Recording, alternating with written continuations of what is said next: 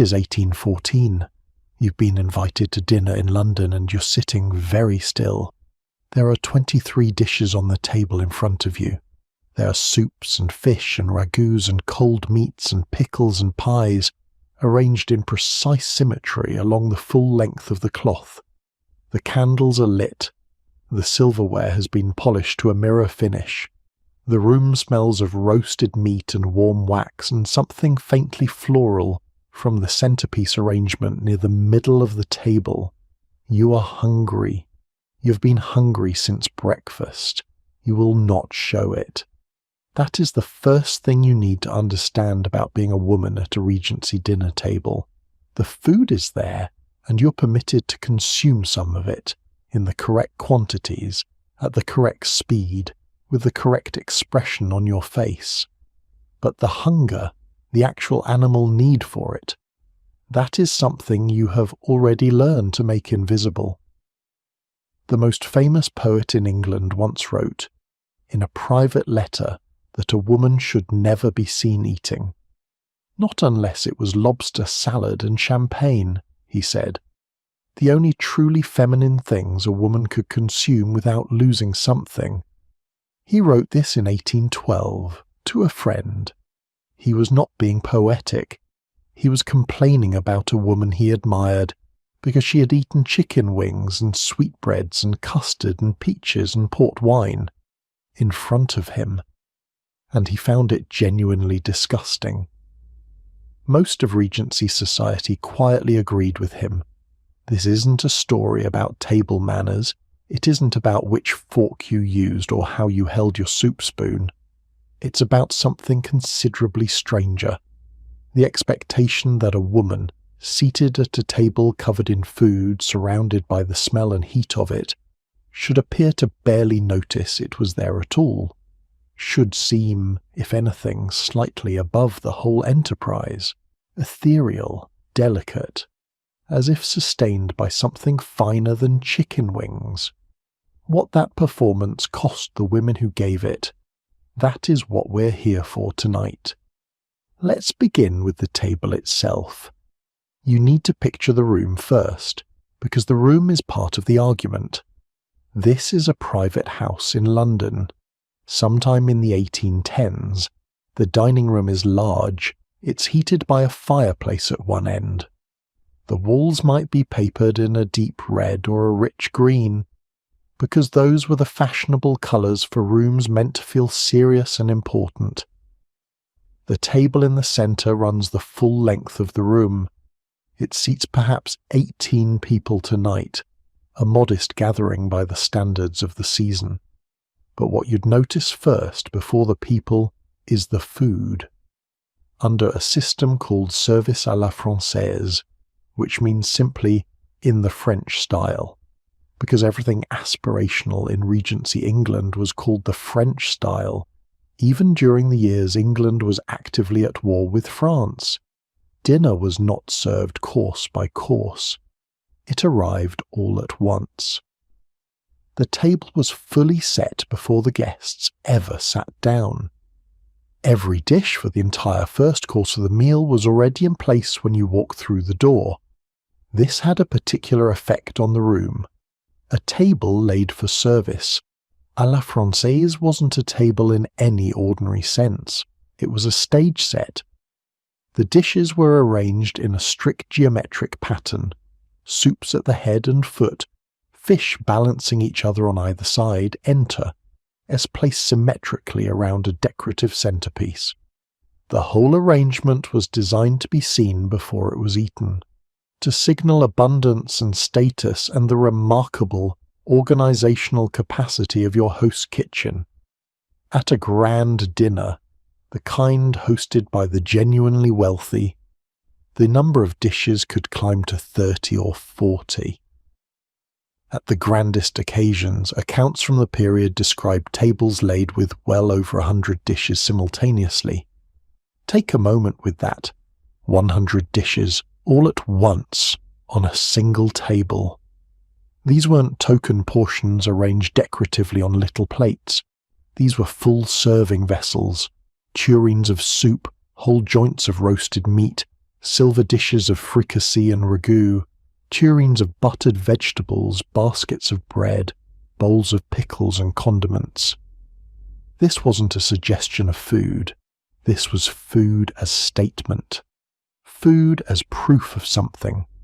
The first course alone might include a white soup made from veal stock and cream, thickened with ground almonds, a dressed salmon or buttered lobster, or a fricassee of chicken, several cold dishes, sliced tongue, potted meats, salads already dressed.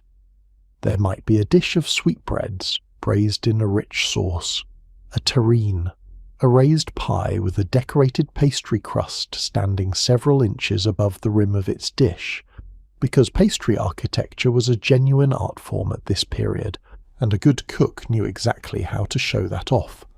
You could reach the dishes nearest to you. The ones at the far end of the table were another matter entirely. This was an acknowledged feature of service à la Francaise. The person seated opposite the soup tureen ate soup. The person opposite the salmon ate salmon.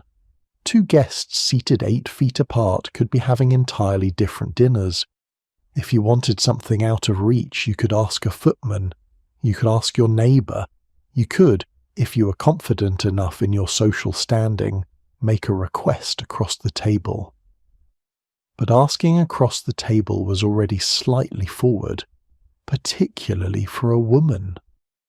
The footman, and there might be 4 or 6 or 8 of them depending on the household, moved along the edges of the room in silence, carrying dishes, removing empty ones, keeping glasses filled. They wore livery. They wore white gloves. They moved quietly and spoke only when spoken to. They were, in their way, as much a part of the display as the food, and you could smell all of it. That is the detail that tends to get lost when we think about formal historical dining. We see the paintings, the etiquette guides, the geometric table diagrams. We don't feel the heat of a room with a fire burning at one end and 20 people gathered around a large table. We don't smell the roasted meat, the warm bread, the cream-based sauces, the sharper note of the vinegar accompaniments. You smelled it from the moment you walked in. You'd been smelling it, in truth, for some time before that. The hallways of a house mid-dinner party carry their own particular character. Your stays were a consideration here as well, not in the way popular imagination tends to picture it. The Regency silhouette wasn't the aggressively compressed Victorian hourglass. The stays of this era were softer, more flexible, designed to create a high-waisted column rather than a dramatically narrowed waist. But they were still stays. They still meant that eating quickly or eating a large quantity would leave you considerably more uncomfortable than you began. If you have worn anything with boning in it, anything structured, anything designed to hold a shape, you already understand the physics. This was understood. It was accounted for. And it was, perhaps not entirely coincidentally, one more physical mechanism that quietly discouraged eating too much too fast. You sat up straight. This was not optional. The Mirror of Graces, published in 1811 by an anonymous author who signed herself simply a Lady of Distinction, was one of the most widely read conduct guides of the era. It had strong opinions about posture. A lady sat erect, not with military rigidity, but as an expression of natural ease and good breeding. Shoulders back, gently, arms close to the body, head level, neither tipped back nor dropped forward. You held yourself as though you had never needed to think about how to hold yourself, which was, if you pause on it, an extraordinary thing to require of someone. It was telling women that appearing effortless demanded enormous effort, and if someone could see you making that effort, if you were caught adjusting your posture, or reminding yourself to sit correctly, or consciously arranging your arms, that visible effort was evidence that the naturalness was performed, evidence of a deficiency in your upbringing, The performance of ease had to itself appear effortless. The instruction was, in other words, deliberately impossible to follow perfectly, and the impossibility was the point. Guests arrived in order. They were received first in the drawing room, where the hostess assessed the company and calculated the seating. Seating at a Regency dinner party followed the strict rules of social rank. The highest-ranking woman was escorted into dinner by the host. The highest-ranking man escorted the hostess.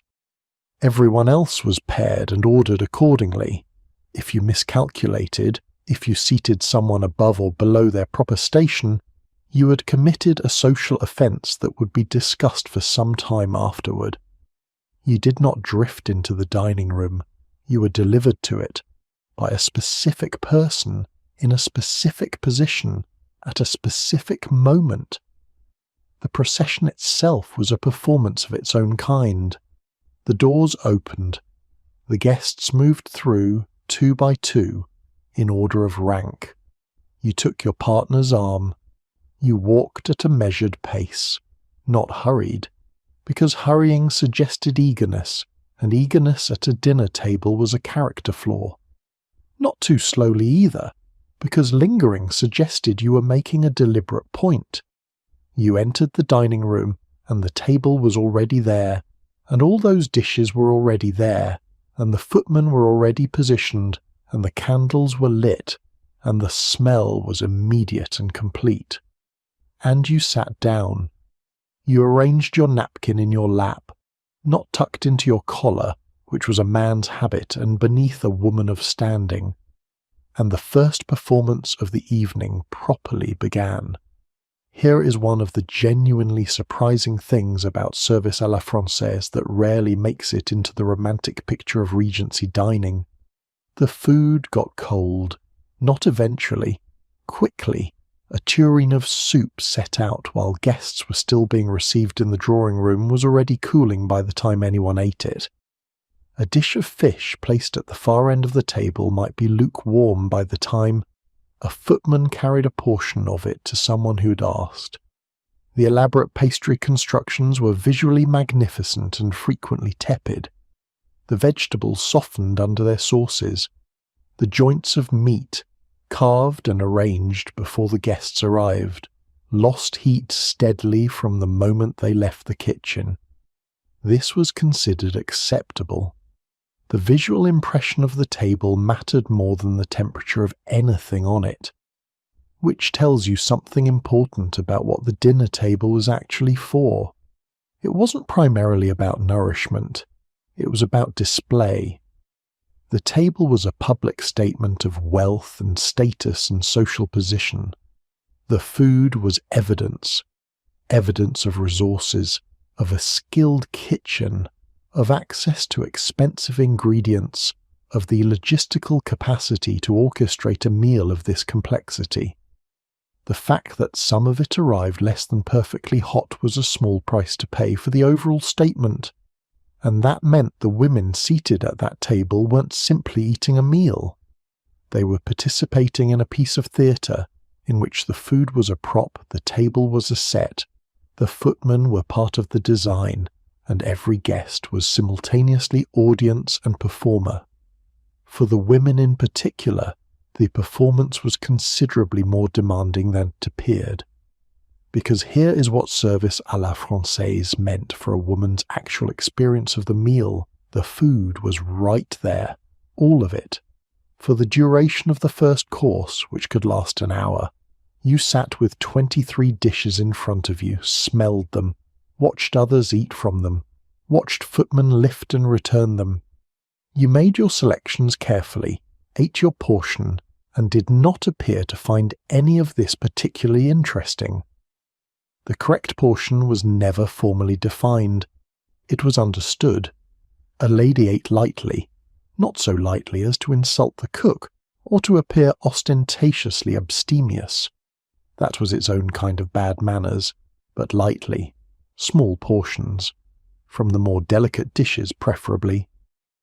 A lady of good breeding would lean toward the fish, the lighter enter, the dressed vegetables, not the great joint of roast beef anchoring the centre of the table, not the potted hare, not the generous serving of pudding. The roast beef was, in some unspoken way, a man's thing. Everything hearty was, in some sense, a man's thing. And that left women with the lighter dishes and the smaller portions, and the performance of simply not being very hungry, or being the kind of person whose appetite was so refined and moderate and naturally controlled that the whole question of hunger barely seemed to arise. The room smelled of roasted meat. Your napkin lay folded in your lap. The candles burned steadily above the table, throwing warm light across all that food. And you sat very still, and you ate the fish, and you showed nothing. The rules about what you were allowed to want had not yet been fully explained. They were coming. There was a second course after all of this. The table was cleared, a full clearance, every dish removed, the cloth sometimes changed, and then a new arrangement was laid. Roasted meats, game birds, hot enter, as that had been kept back in the kitchen while the first course played out. This was the heartier half of the meal, the part where the joints came out and the carving began. And after the second course there was a dessert course, the tablecloth removed entirely to reveal the polished wood beneath, and in its place sweets and fruits and jellies and ices, arranged in their own kind of artful display. 3 full courses, across 2 or 3 hours, sometimes longer, and across all of those hours, across all that removal and resetting and reloading of the table, your posture remained correct. Your napkin stayed in your lap. Your conversation was directed to the person immediately to your left or your right, depending on where the hostess's attention had turned. Your expression remained pleasant. Your appetite remained, if it was visible at all, quietly managed. You can smell the candles burning down now. The wax has a particular smell when it's been burning for 2 hours, a little heavier, a little smokier, the clean brightness of the early evening replaced by something warmer and more tired. The room is louder than it was when you arrived. The men at the table have relaxed somewhat into their chairs. The wine has been circulating for some time. You're still sitting correctly. The dessert is pretty if you want to think about it that way. There are pyramids of fresh and preserved fruit arranged on tiered glass stands. There are small dishes of jellies, quivering gently in cut crystal. There are biscuits and sweetmeats and glazed nuts, and at grander tables, a dish of ices that have survived the journey from the kitchen in a state somewhere between mostly solid and mostly melted. You take a small spoonful of something. You set down your spoon neatly. The napkin lies folded in your lap. It is almost time for the ladies to leave. That transition, the moment when the hostess rises, catches the eye of the senior woman at the table, and the ladies begin to withdraw, is the formal signal that your portion of the evening at the dinner table is complete. The men will remain. They will continue eating in a looser and more comfortable way, and they will drink port and Madeira and talk freely for another hour, perhaps more. The dining room, once you're gone, becomes theirs. But that is a story for later. Hello, lovely people, it's good to have you back. Before we go any further, a small ritual. I read every comment. Usually at an hour I probably shouldn't still be awake. Tell me where you are right now and what time it is there. And if this kind of history is your kind of thing, a subscribe means more than you'd think. Now, let your shoulders drop. Let the room settle around you. We're going back to a dining table 2 centuries ago, and we're going to sit at it together for a while. For now, the point is the table. The point is what it asked of you. You are required to sit at the most elaborate, theatrical, carefully constructed display of food that polite society could produce, and perform, for the duration of it, a femininity that had almost nothing to do with eating. You were required to be present at the feast without being hungry for it, to inhabit the room without appearing to need the room. That wasn't an accident, it was a design. And the design had rules. The rules were never written down in one place, which was itself part of the design. Rules that had to be written down were rules for people who needed to be told. A lady of genuine breeding, the thinking went, simply knew. She'd absorbed these things from her earliest childhood, from watching her mother, from her governess, from the cautious social education that every girl of her class received from the moment she was old enough to sit at a table. But the rules existed. They were precise, and they were, in certain respects, genuinely impossible to satisfy. The question of how much to eat, and how to eat it, and what expressions were appropriate while eating it, all of this was governed by a system that no single document ever fully captured. You could find pieces of it in the conduct manuals that circulated among women of the period.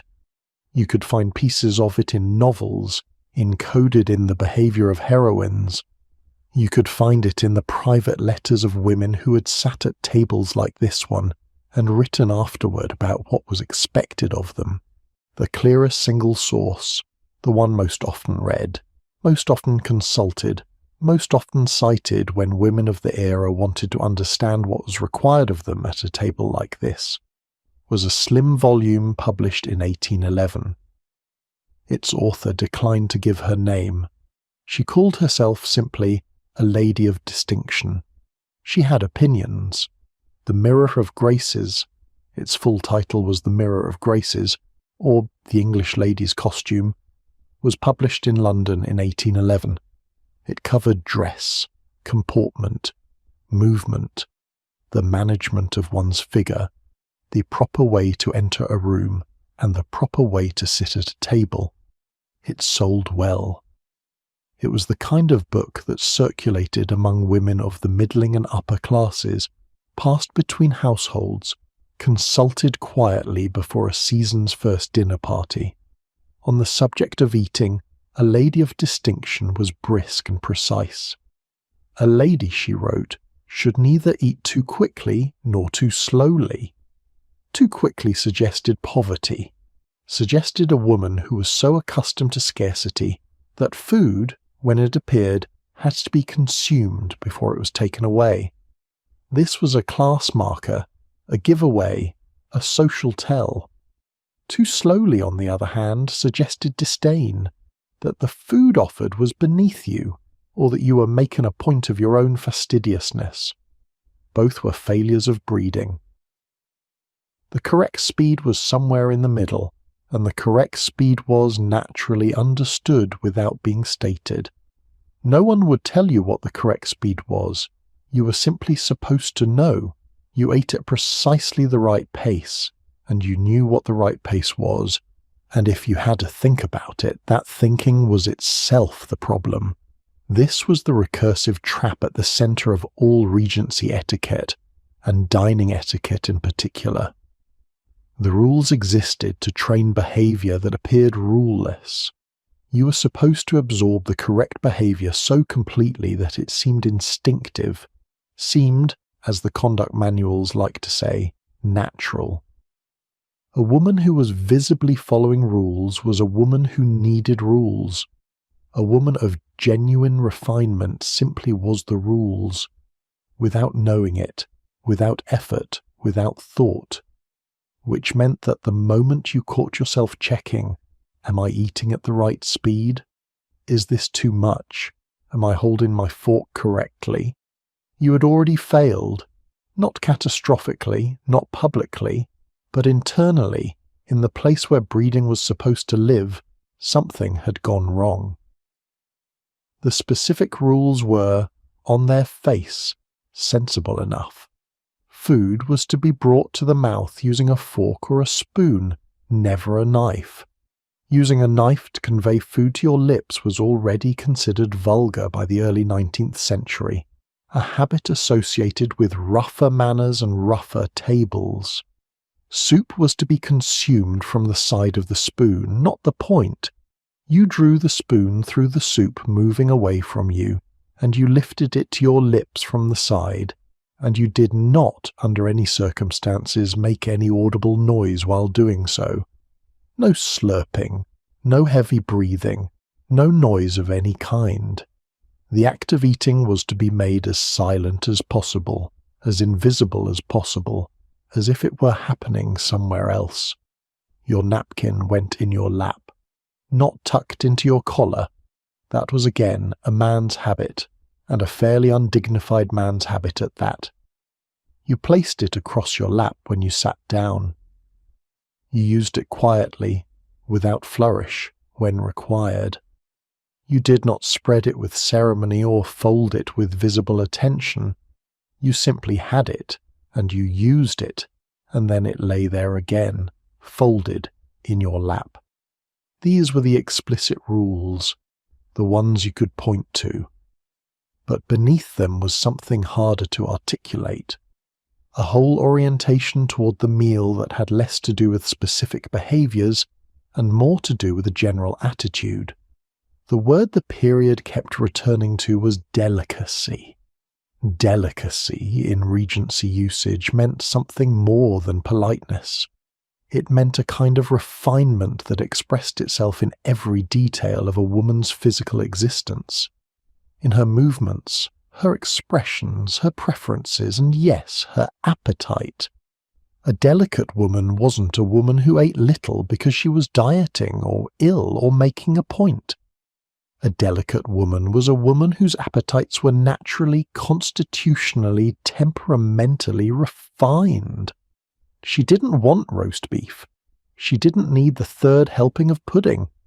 Not because she was restraining herself, but because she genuinely was the kind of person who could take or leave roast beef. You can already see the problem with this ideal, because the ideal was asking you to be, not merely to behave. The problem was that it was a description of an inner state, a genuine absence of appetite, that had to be performed from the outside regardless of what was happening on the inside.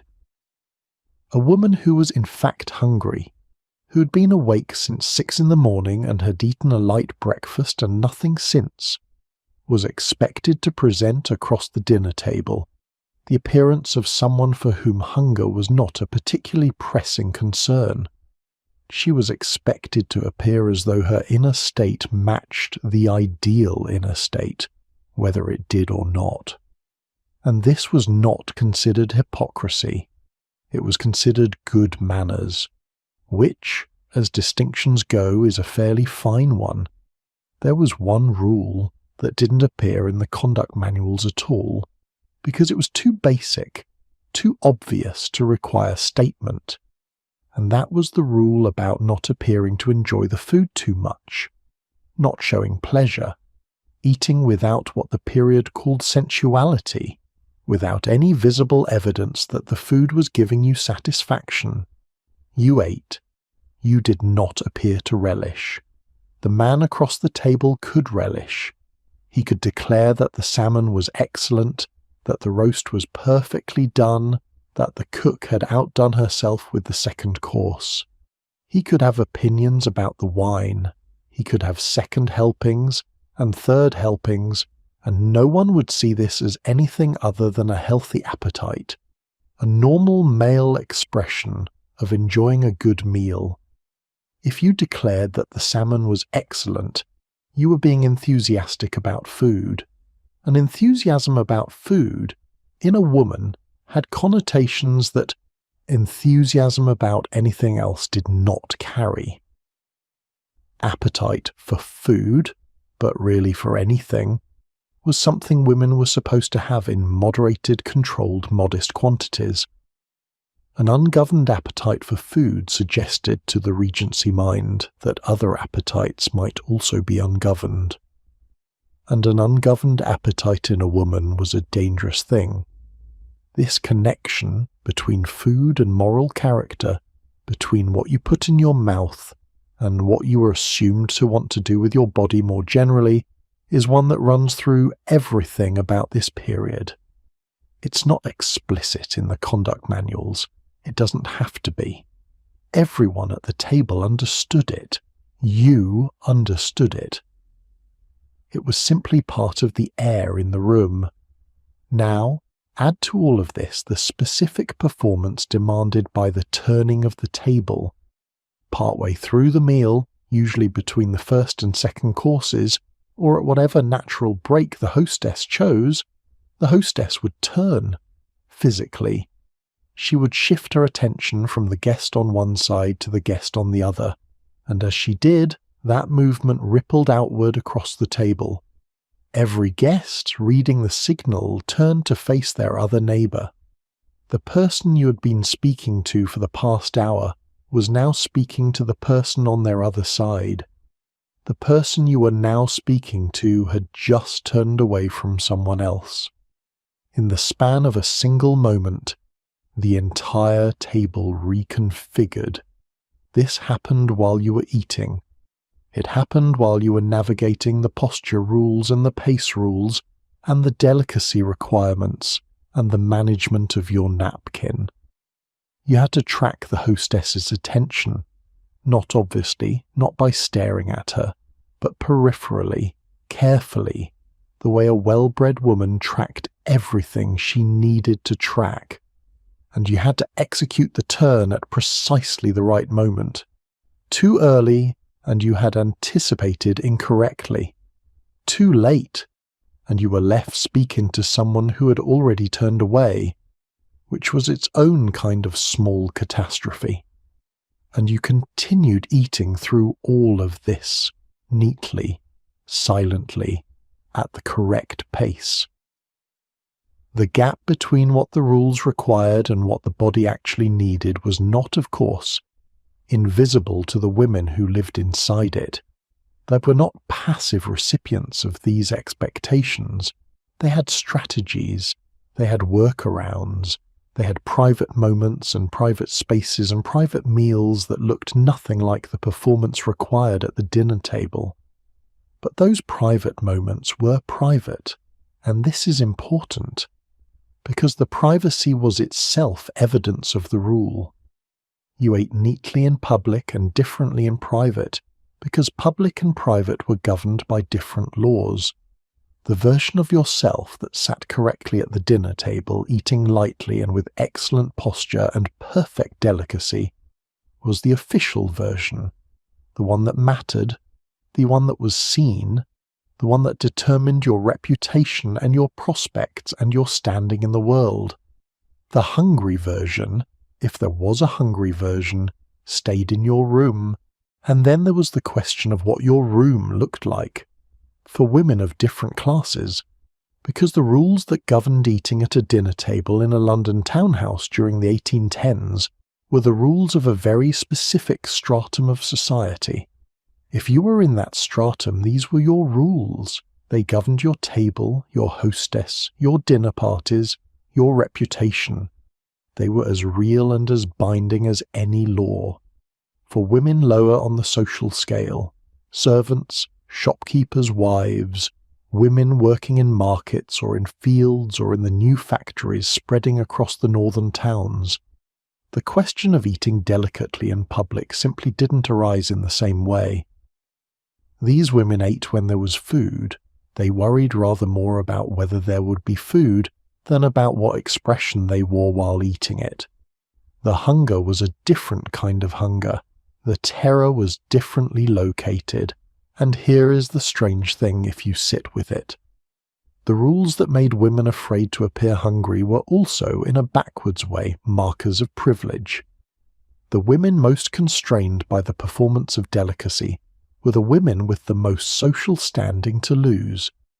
The fear of being seen eating was a fear only the comfortable could afford to have, and the most famous man in England had, in 1812, already told them exactly what they stood to lose. His name was George Gordon Byron, and he had opinions about what women were allowed to consume in public, which, given his own complicated relationship with food, was a situation of some irony. But before we get to Byron, there is one more thing the rules required of you that almost never gets mentioned. It is the thing that, in some ways, is the strangest of all. You are not supposed to look hungry. But you are also not supposed to look as though you were deliberately not looking hungry. The effort to appear effortless had to itself be effortless. And yet, and here is the twist you might have guessed was coming, the conduct manuals told you that appearing to worry about your manners was itself evidence of poor breeding. Worrying was visible. Visible effort was a failure. So you could not worry about the rules, and you could not be seen following the rules, and you could not be seen ignoring the rules. You had to simply be right, automatically, naturally, without trying. If you think about that instruction for more than a few seconds, you will notice something. It cannot be followed. Not by a person who actually has to think. It can only be followed by someone who has been so thoroughly conditioned by the expectation that the expectation has ceased to register as an expectation at all. It had become, instead, a fact of life. The way the world was, the way women simply were.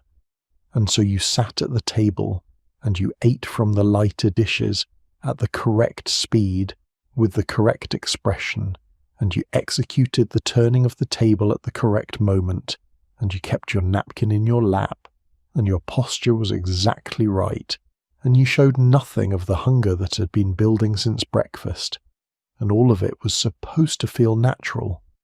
The candles have burned lower. The second course has arrived and begun to disappear. The dessert is being arranged. You have been sitting at this table for 2 hours, and you're still doing it correctly. Somewhere below the performance, behind the pleasant expression and the erect posture and the correctly paced eating, is a woman who has opinions about the roast beef and who is considerably hungrier than anyone here will ever know. That woman had a name. She had several names, actually, thousands of them, across the whole of polite society, across 3 decades of the Regency and the years surrounding it. She sat at dinner tables in Mayfair and in Bath, and in country houses from one end of England to the other. She performed the performance, went home afterward and ate something in private or didn't, and got up the next morning and did it all again. And perhaps you recognize something in that. The gap between the version of yourself that is visible and the version that isn't. The one who manages and the one who is managing. The performance and the person giving it. She had developed, over time, some useful workarounds. The most important was a small, informal, almost entirely unacknowledged meal in the middle of the day. Far from any dining room and any footman in white gloves. It was called, depending on who was eating it and when, a Nuncheon or a luncheon. It was, at its heart, the thing women needed in order to survive the gap and then perform. At the dinner table later, the appearance of not needing very much food at all. But we'll get to that. For now, the rules have been established. The table has been set. The performance has been described. And now it's time to meet the man whose private opinions about women and eating, expressed in a letter he never imagined anyone would read aloud 2 centuries later, did more to shape the beauty standards and the dietary habits and the quiet daily terror of the women at those dinner tables than almost anyone else in the Regency world. George Gordon Byron was 24 years old in 1812, when he woke up one morning and found himself famous. He had published the first 2 cantos of Childe Harold's Pilgrimage, a long poem about a world-weary young man travelling through southern Europe. Overnight he became the most celebrated literary figure in England. Fame agreed with him, hunger did not, and for a brief and extraordinary period, one of the most famous people on earth. If you were a young woman in 1812, you'd probably read him, or heard him quoted, or heard someone who had met him describe what he looked like in person. His readership was enormous and largely female, and the women who read him were, many of them, genuinely overwhelmed by the experience. Women attended his readings and fainted, which was, in the Regency era, considered a reasonable response to feeling strongly about something. Women copied out his verses and tucked them into drawers. Women declared themselves in love with him on the evidence of his poetry alone. He was brilliant, brooding, reportedly extremely handsome. He was also, by virtually all accounts, an extremely difficult man to actually be around. Byron had a complicated relationship with his own body and with food specifically. He had struggled with his weight from adolescence, and the struggle was not mild or occasional. He was genuinely terrified of becoming fat, described it as leading inevitably to lethargy and stupidity, as though excess weight were a kind of intellectual failure. And so, he developed a pattern of behaviour that, if you described it today to a physician familiar with eating disorders, they would recognise immediately. He ate almost nothing. He alternated between extreme restriction, dry biscuits, soda water, vinegar and water, tea without milk, and episodes of binging followed by self-recrimination. He wore layers of heavy clothing while exercising to sweat off weight. He smoked cigars to suppress hunger. He soaked potatoes in vinegar and called it a meal. He was, in the words of more than one biographer, the first celebrity dieter. And in an era before mass media, before photographs, before any technology that could carry celebrity culture at its current speed, his influence was still remarkable.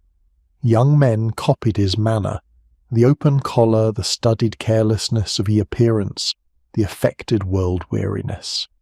And young women, the ones who had written him letters, who had fainted at his readings, who had tucked his verses into their drawers, copied if they could his thin and tortured silhouette.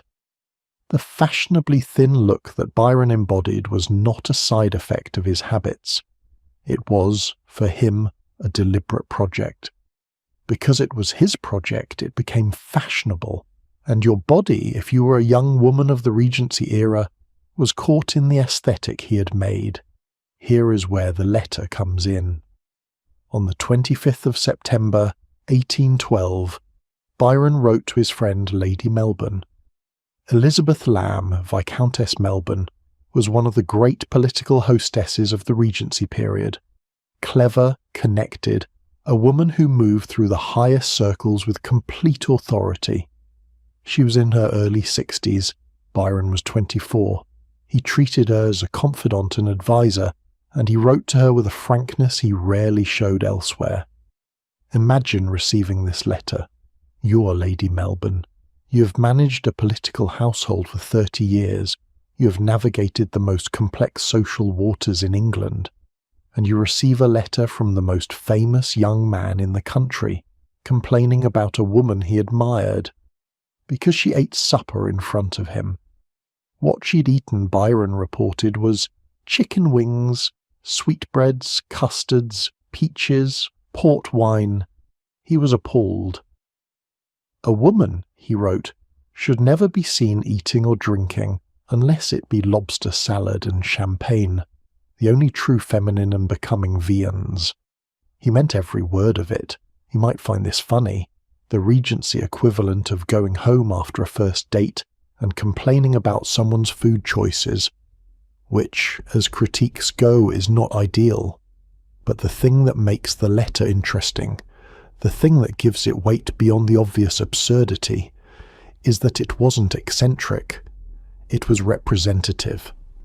Byron was expressing, in his typically direct way, something that most of the society around him broadly agreed with.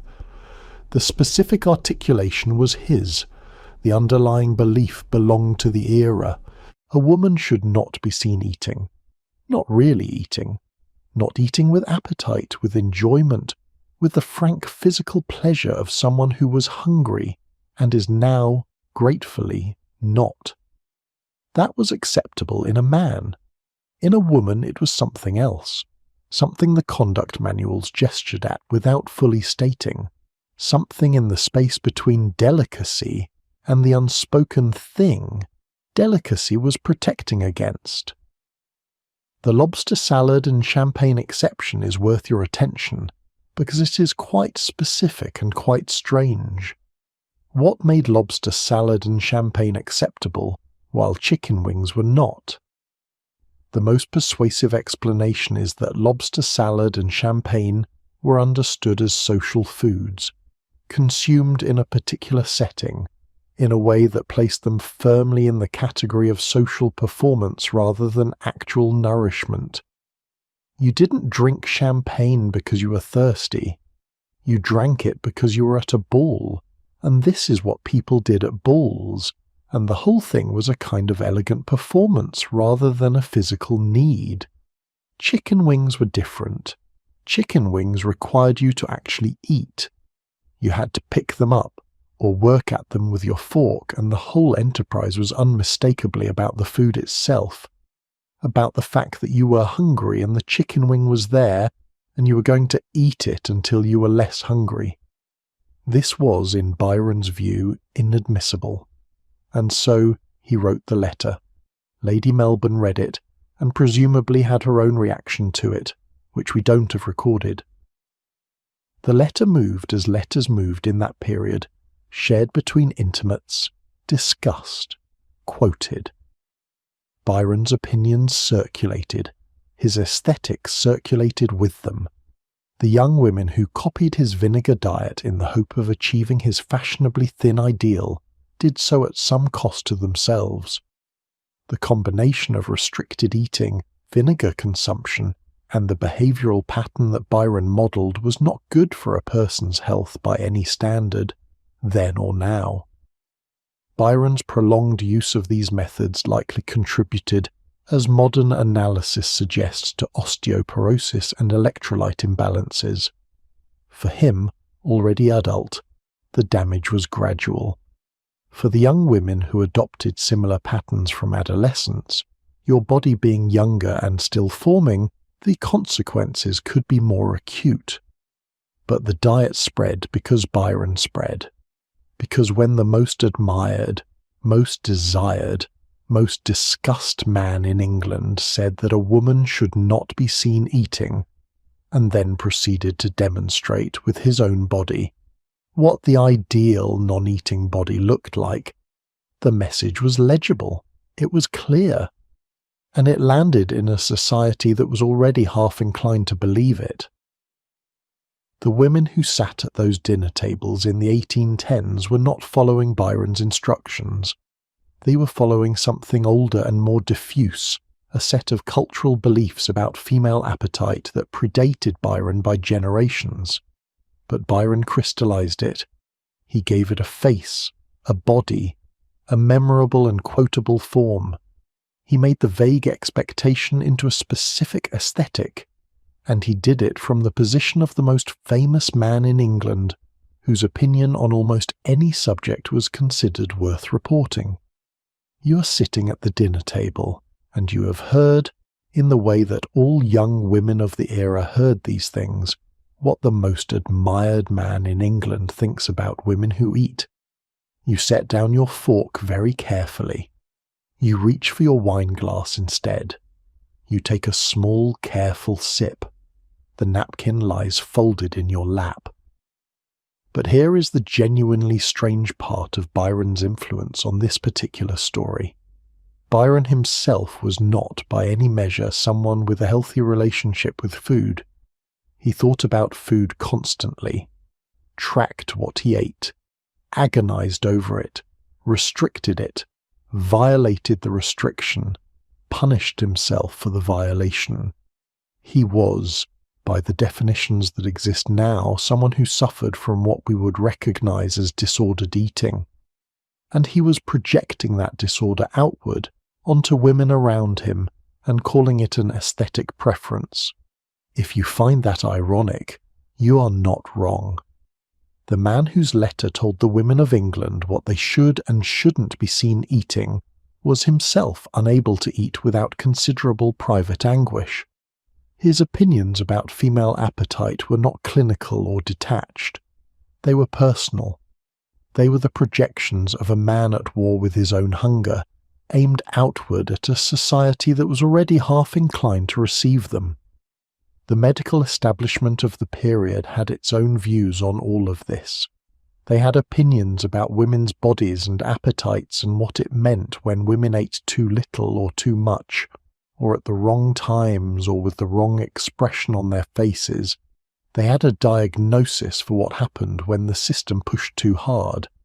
It was called, in the medical literature, by a name that translates simply as the disease of virgins, and it was, in a way the doctors who named it probably didn't intend, a description of a system diagnosing its own consequences. But before we get to the doctors, we need to go back to the dinner table one more time, because there is a moment in the evening that deserves your attention. A moment that is so small and so routine and so perfectly illustrative of what was happening to women at these tables that it is worth stopping for. It is the moment the hostess stands up. Partway through the dessert course, or at whatever point she judged the meal had reached its natural pause, the hostess would rise from her chair. This was a signal. The senior woman present, the one with the higher social rank among the female guests, would understand immediately what was happening and begin to rise as well. And then, in order of rank, the ladies would leave the room. You were among them. You stood when it was your turn. You moved toward the door. They withdrew. That was the formal word for it. The ladies withdrew to the drawing room, and the doors closed behind them, and the gentlemen remained at the table. What followed, on the men's side of the door, was not particularly restrained. The tablecloth, or the dessert cloth that had replaced it, was cleared of the sweet dishes and replaced with decanters, port most typically, Madeira, claret. The formality of the dinner eased. The men spread out slightly, a chair pushed back, an arm extended along the table, the particular loosening of posture that happens when an audience has left the room. They talked freely. They talked about politics, about business, about whatever topics had been too frank or too contentious for mixed company. They ate in a less structured way from whatever remained. They drank for an hour, sometimes longer. On your side of the door you sat in the drawing room and had tea. This is not, on the face of it, a comparison that redounds greatly to the men's credit. They are sitting in the dining room drinking port and talking about politics. You're sitting in the drawing room drinking tea and talking about whatever was acceptable to talk about in the drawing room, which was a narrower range of subjects.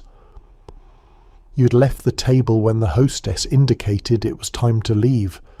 You had not been consulted about when that time should be. The drawing room had its compensations. It was, in the language of the period, the female sphere, the space designed for and managed by women, where the social rituals of tea and conversation and embroidery and music took place on women's terms.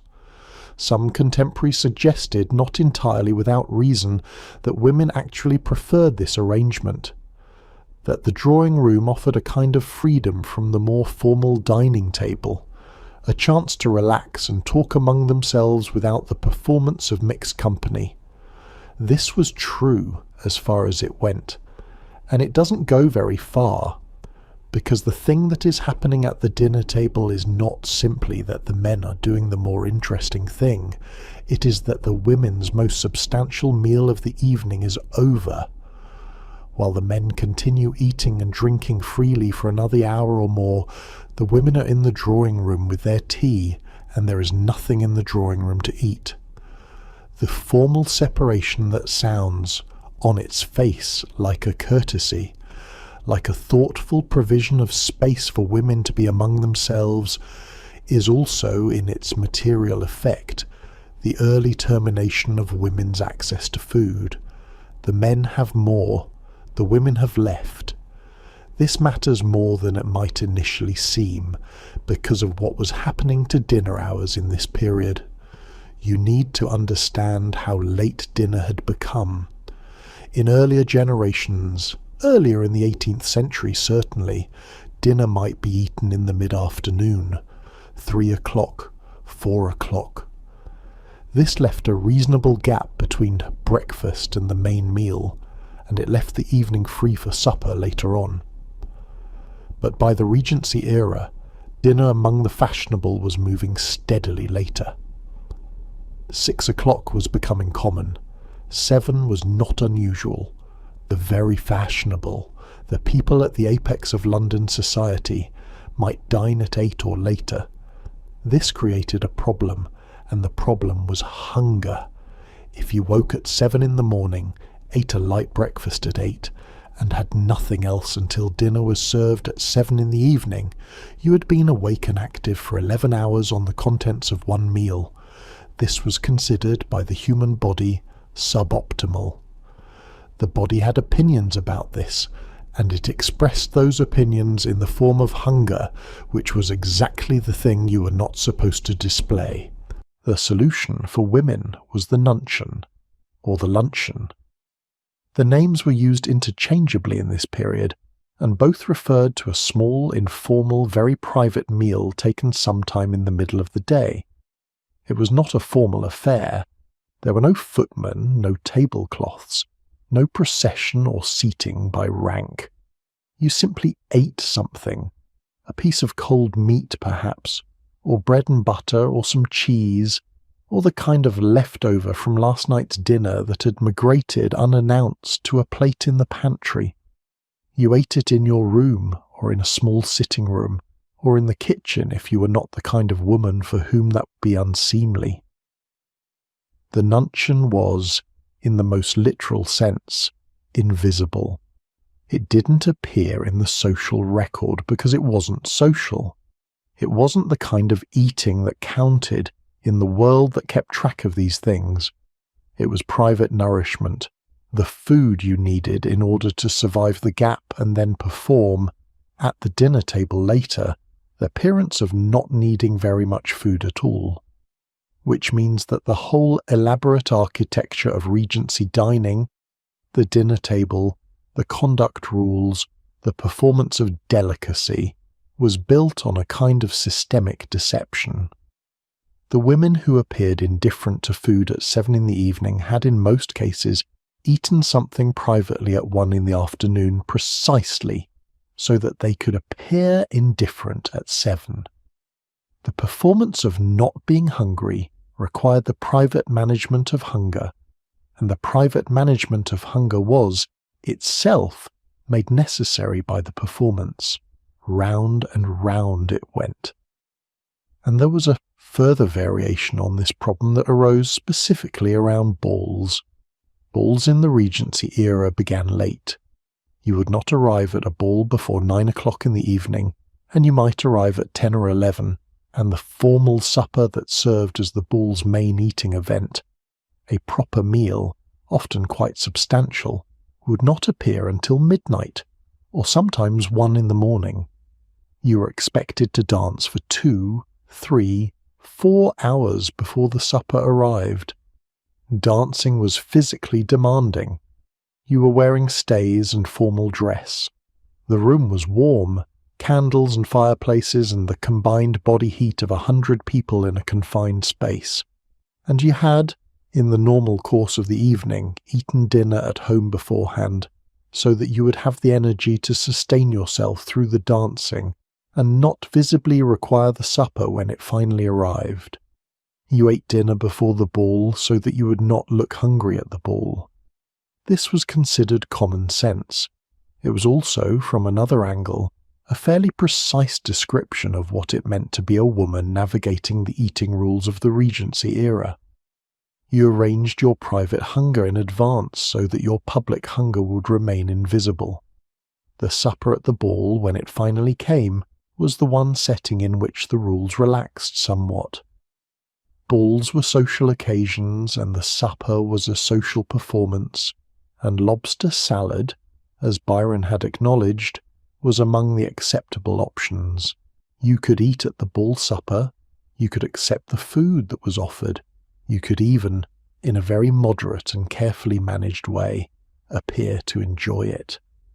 But you had already eaten, because you knew that appearing to need the supper was a different thing from eating it.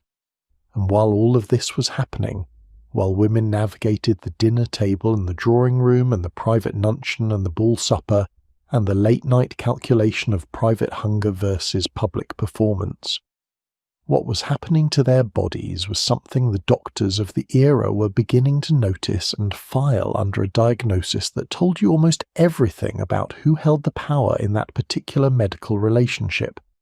The diagnosis had a very specific name, and the women who received it were, in many cases, receiving it for conditions that the very system described in this story had helped to create.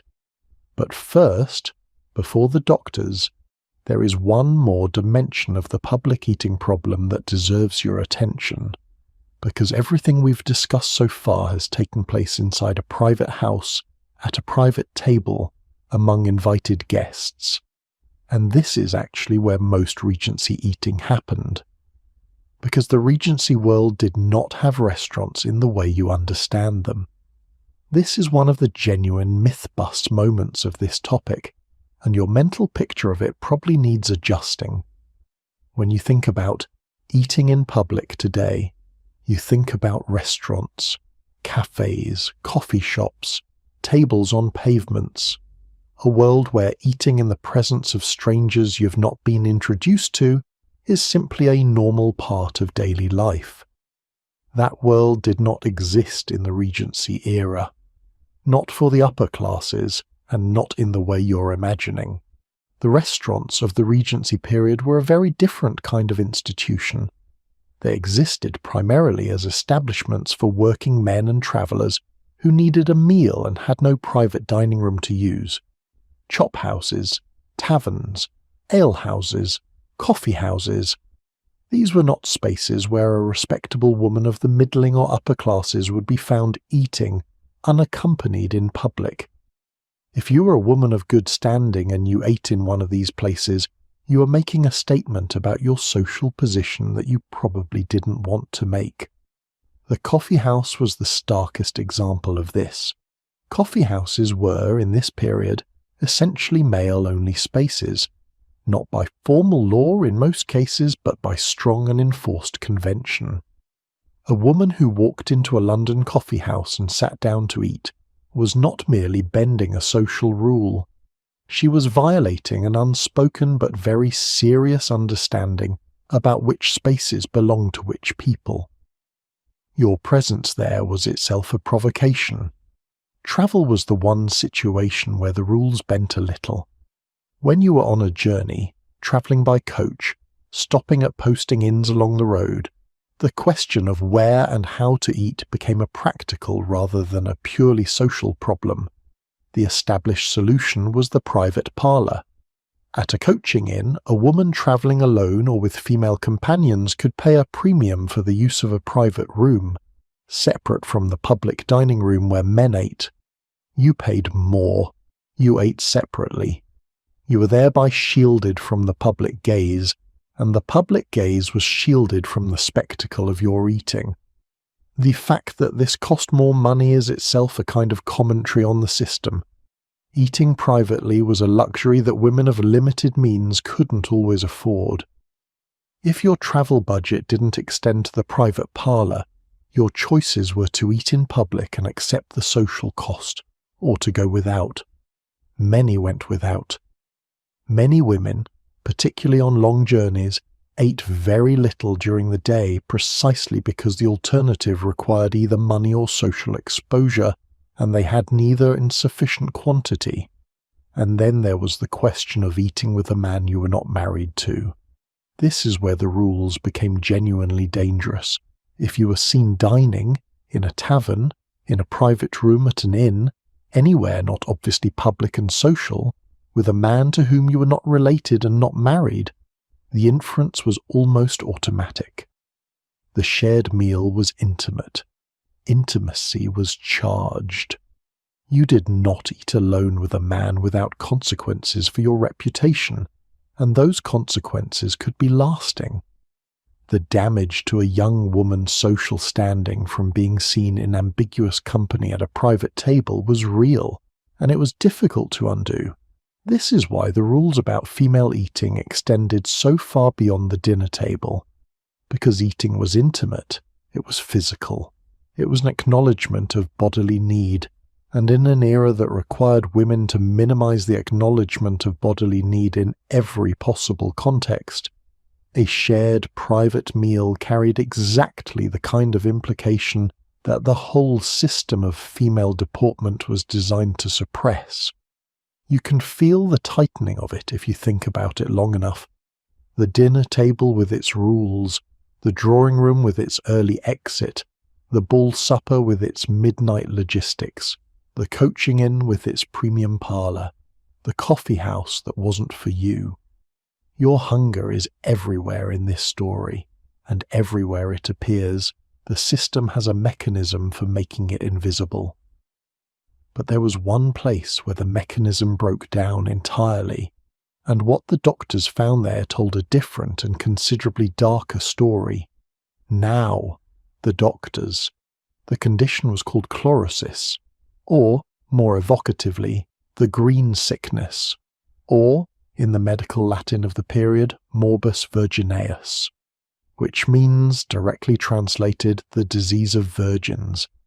If you encountered a young woman with chlorosis, you would notice something was wrong before she said a word.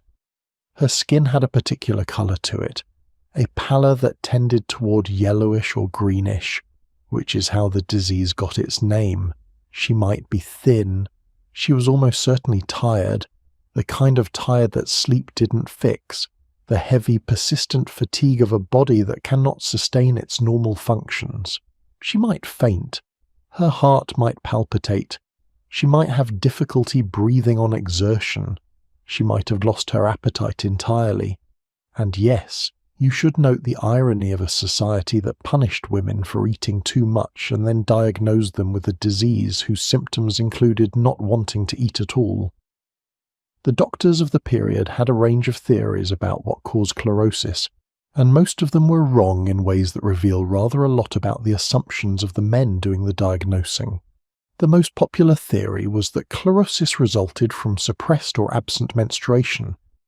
Some doctors believed that retained menstrual blood, unable to flow freely, accumulated in the body and caused the disorder. This was connected to a broader set of beliefs about the uterus and its central role in female health. A set of beliefs that, it must be said, gave the uterus an extraordinary amount of credit for problems it was probably not responsible for. Other theories involved romantic longing. It was genuinely suggested in medical texts of the period that chlorosis could be caused by unfulfilled romantic desire, that the body of a young woman who wanted to marry and had not yet been able to do so would express this unfulfillment as a physical illness. This had the convenient implication that the cure was marriage, and the prescribed treatment was, in fact, often just that. Marriage. You could not make this up. The doctors, to their credit, occasionally noticed it wasn't working, sometimes accompanied by iron supplements and a recommendation to eat more red meat, which, given what you now know about the iron deficiency hypothesis, was probably the most useful part of the prescription. Because here is what modern medical understanding makes of chlorosis. The symptoms, the pallor, the fatigue, the heart palpitations, the breathlessness, the loss of appetite, are entirely consistent with iron deficiency anemia.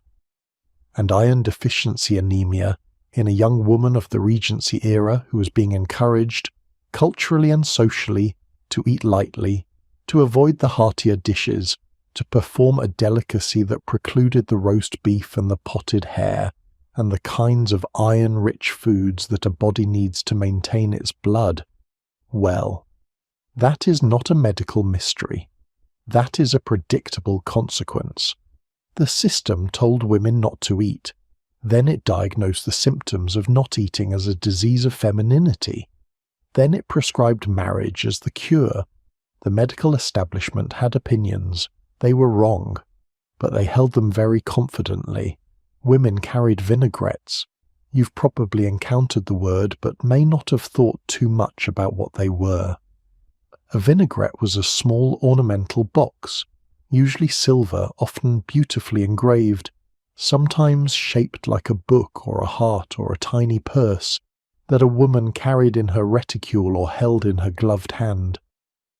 Inside, behind a pierced grill, was a tiny sponge soaked in aromatic vinegar infused with lavender, or rosemary, or lemon, or some combination of herbs and essential oils that smelled clean and sharp and reviving.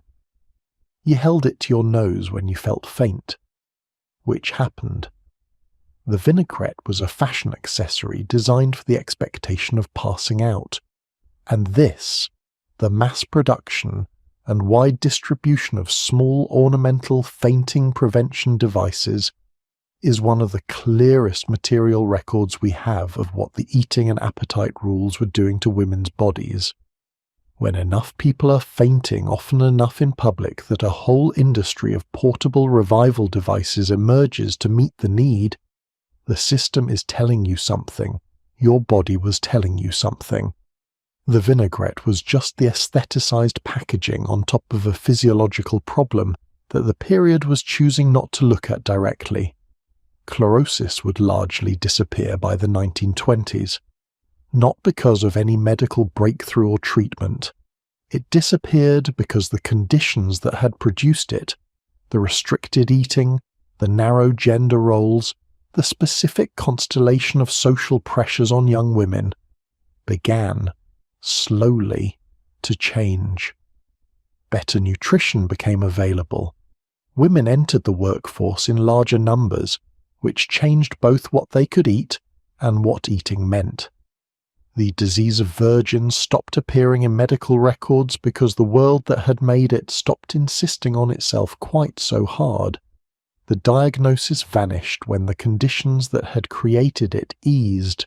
That is not a comfortable story, but your awareness of it 200 years later is something. And the women who survived inside it, the ones who left traces, who wrote letters, who published novels, were doing something too. Something more deliberate than it might first appear. It is evidence that the story can be seen clearly now, even if it could not be seen clearly then. Let's talk about what it meant to resist. Because the women in this story were not simply passive. They were not merely objects of a system that made rules about them and watched them follow those rules. They were readers and writers. They were letter writers. And some of them were watching the performance of femininity around them with a very clear eye, and recording what they saw with a precision that has outlasted everything the system that produced it claimed was important. Jane Austen wrote 6 novels. All of them are on one level about property and money and marriage, and the social mechanics of who ends up with whom. This is the level on which they are usually read, and it is entirely accurate. But if you are paying close attention to what Austen's characters are eating or failing to eat, or conspicuously not eating, or eating in ways that carry information about who they are, you begin to see something else. You begin to see a woman keeping notes. In Emma, published in 1815, the heroine is surrounded by food she has opinions about. She's a competent and interested hostess. She's involved in the planning and management of meals. She thinks about food with the attention of someone who actually lives in a world full of it. This is not accidental. Austen's female characters eat in ways that reveal character, not just their own character, but the character of the world they live in. Mr. Woodhouse, Emma's father, is afraid of food. He is afraid of pork in particular, of rich sauces, of wedding cake, of anything that he suspects might be dangerous. He recommends thin gruel and boiled eggs and very small amounts of everything else. He is a hypochondriac and a deeply anxious man, and his anxiety expresses itself almost entirely through what he thinks other people should eat. If you read Mr. Woodhouse's dietary restrictions not as comic business but as a kind of power, as an anxious man's attempt to control the bodies of the women around him through the management of their food, the joke becomes somewhat less funny. Emma indulges him. She manages him. She is, in some sense, always managing someone's relationship to food. In Persuasion, Austen's last completed novel, written while she was already ill and published posthumously in 1818, the heroine Anne Elliot eats almost nothing that the narrative records. She moves through a world of social engagements and dinner parties and says very little about what she has consumed. She is present, she is observant, she is paying attention. But her own bodily needs are largely invisible. This is, in a woman of Anne Elliot's circumstances and temperament, entirely in keeping with the behaviour that the Regency world required of her, and Austen, who knew the rules as well as anyone, renders it with the precision of someone who has observed it closely and formed a quiet view about it. Austen herself, in her letters, writes about food with a directness that her characters are rarely permitted. She writes about the quality of the soup, about the relative merits of different dishes, about what she ate and whether she liked it, and how much of it was available. She writes about food with something approaching cheerfulness. As a practical, interesting, variable feature of daily life that is simply there, worth noticing, worth mentioning to her sister. This is quite different from the conduct manual voice. The conduct manual voice tells you your appetite should be invisible. Austen's letter-writing voice notes, with considerable specificity, that the mutton was excellent and that she had rather a lot of it. This is not incidental, it is a choice, and it is worth your attention, because it tells you something about the gap between the prescribed behaviour and the actual behaviour of actual women living inside the prescription. They ate. They had opinions about what they ate. They communicated those opinions to each other privately, in letters that were not meant for publication, and therefore did not need to perform the delicacy of the conduct manuals. In private the mask came off. The appetite was acknowledged. The mutton was discussed. The private record is important precisely because the public record had been so thoroughly cleaned up. The private letters of the period, the ones that survived, the ones that weren't burned or destroyed in the kind of posthumous editing that relatives performed on the correspondence of dead women, give you a different picture from the conduct manuals. They give you women who are hungry and funny and specific about food, and quite unlike the delicate half-presences the conduct manuals were trying to create. They give you women who ate cold chicken in their rooms and wrote about it to their friends, women who had strong preferences about cheese, women who complained when the tea was bad and celebrated when it was good. These women were not the ideal, they were people. And the tension between the person and the ideal, between the actual woman at the actual table with her actual hunger, and the decorative version of herself that the conduct manuals, the dinner table rules, Byron's letter, and the whole architecture of Regency femininity required, is the thing this story has been circling from the beginning. The actual woman and the prescribed woman occupied the same body, they wore the same dress, they sat in the same chair, but they experienced the dinner table very differently. And only one of them was allowed to speak. There is a third presence in Austen's food universe, which doesn't get discussed as often as it deserves. It is the character who eats too much, or eats without restraint, or eats with visible pleasure in a way that is rendered, for the reader, as slightly pathetic. Austen is not cruel, but she is exact, and when she describes a woman eating with ungoverned enthusiasm, you know the type if you've read her. She's drawing on a vocabulary of social judgment that her readers would have understood immediately. The appetites that escape control are coded in Austen's world as a failure of self-knowledge as much as manners.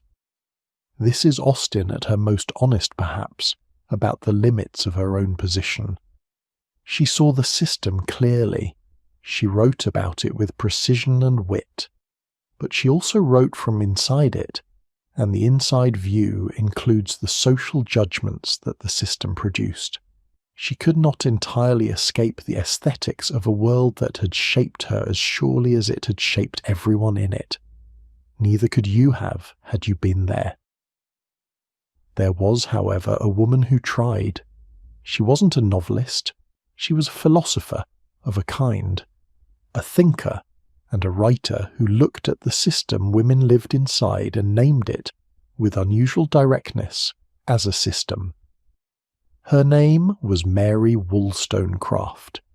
If you've heard of her, you probably know A Vindication of the Rights of Woman, published in 1792. That puts it 20 years before the peak of the Regency period, but just early enough to be absolutely clear that the world she was arguing against was already fully assembled and functioning. Wollstonecraft had things to say about women and food.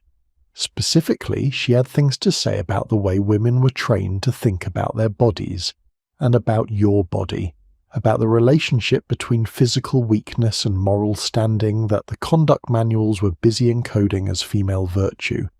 Her argument, stripped to its most direct form, was this: the conduct manuals were making women sick and calling it refinement. She was right. She said so in 1792. Before the chlorosis epidemic had fully crested, before Byron had written his letter about lobster salad, before The Mirror of Graces has been published, she was looking at a system still assembling itself, and she said, "This will end badly for the bodies of the women inside it. For your body, had you been among them." If you read Wollstonecraft now, your instinct is probably to wonder why nobody listened. The answer is somewhat depressing. They listened enough to discuss her. What they mostly decided was that a woman who was that direct about the body had probably said more than was quite decent. They disagreed with her. They carried on as before. Wollstonecraft died in 1797 from complications following childbirth. She was 38. If you find that irony worth sitting with for a moment, it is worth sitting with. Her husband, the philosopher William Godwin, published a memoir of her life after her death that included details about her romantic history and her earlier suicide attempts. The memoir was meant to celebrate her. It mostly destroyed her reputation for the next century, which is a story about something beyond the scope of this episode, but which tells you quite a lot about how much the system was willing to tolerate from women who pointed at it. Austen didn't point. Not directly. She wrote. She observed. She rendered with extraordinary precision the social mechanics of the world she inhabited, and in the rendering, something is preserved that wouldn't otherwise exist. If you want to know what it felt like to sit at a dinner table in the 1810s, knowing what you weren't supposed to want and performing the absence of wanting it, Austen is your document. She is the record of how the inside of that experience felt, translated through the sensibility of someone who understood it from the inside and chose to write about it sideways. The conduct manuals tell you what was required, Austen tells you what it cost, and the private letters tell you what was true when nobody was watching. Together, those three records give you something like a full picture of the Regency dining table.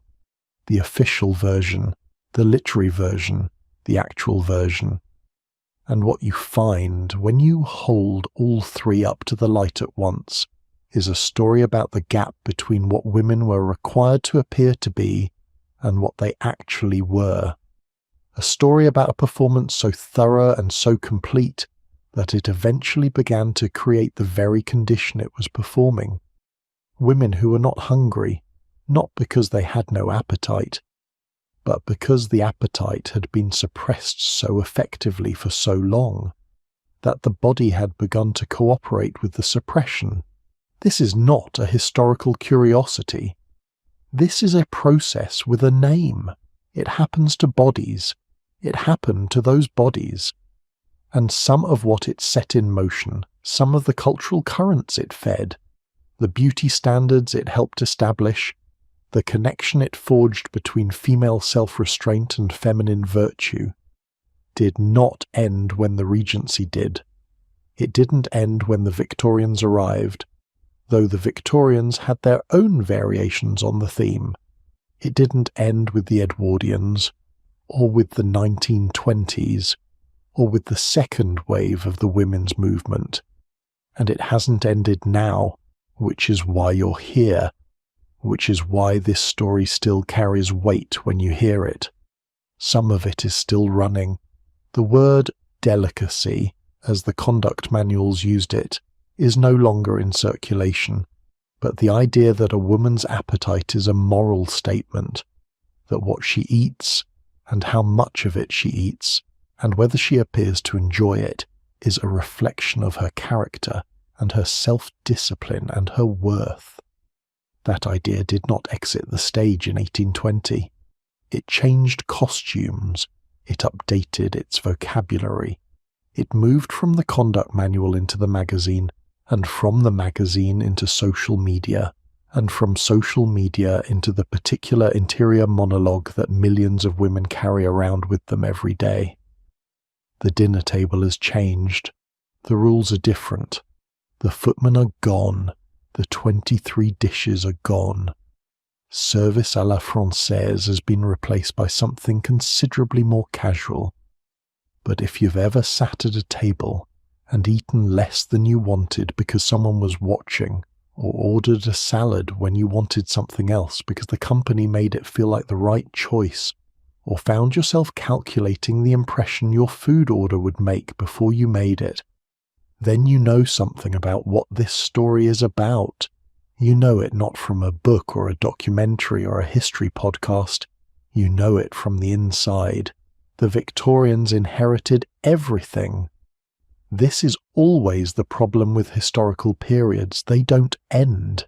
They transform. They pass their unresolved tensions forward into the next era, which inherits them as facts rather than choices, as simply the way things are rather than the way things came to be. And what the Victorians inherited from the Regency era, among many other things, was a fully formed set of beliefs about female appetite, female delicacy, and the relationship between what a woman ate and what she was worth. If anything, the Victorians intensified them.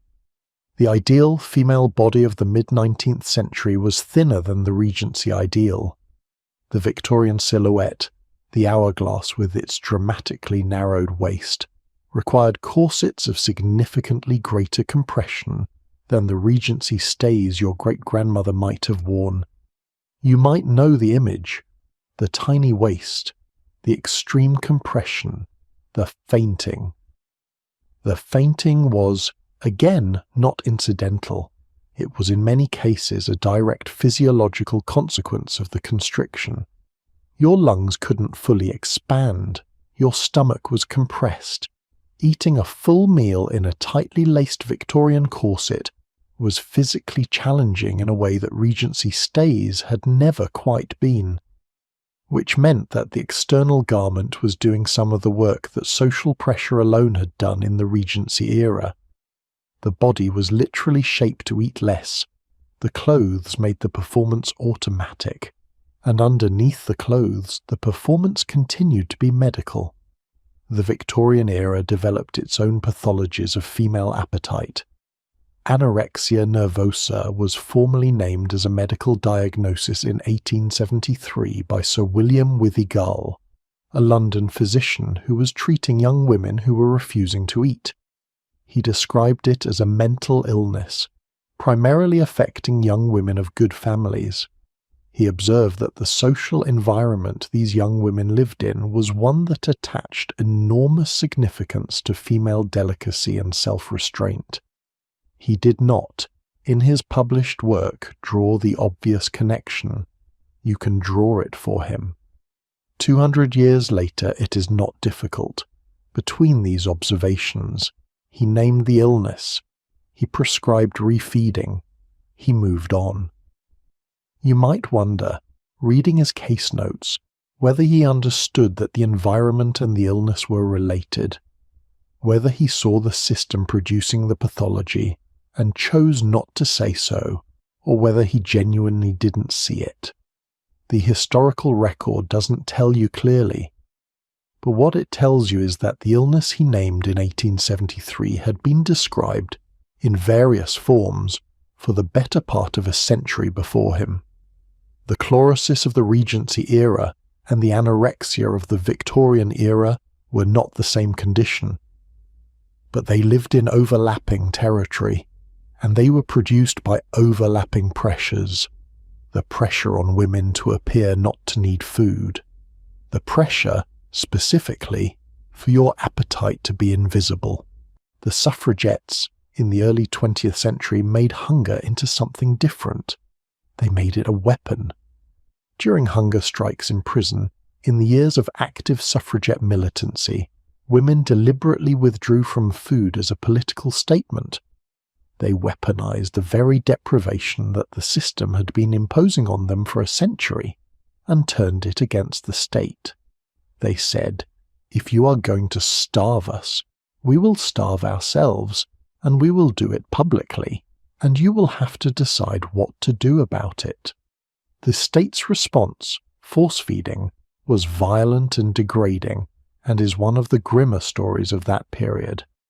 But what matters here, for this story, is the reversal. Women's relationship to food has been managed and controlled and made invisible for the better part of a century.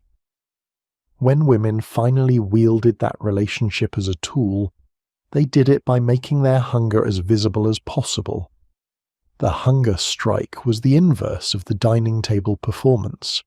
Instead of pretending not to be hungry, they publicly declared that they were, and they made the declaration mean something. This is, in a strange way, the moment at which the long arc of this story begins to bend. Not fully, not cleanly. The 20th century produced its own iterations of the female appetite problem.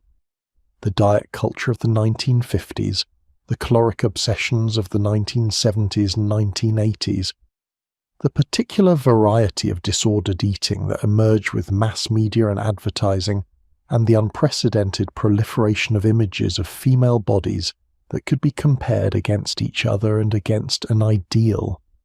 Your grandmother navigated these waters. Your mother navigated them. You probably have, in some form. The specific rules have changed. The terminology has changed. The diagnosis labels have changed. The medium has changed, from the conduct manual to the magazine to the app.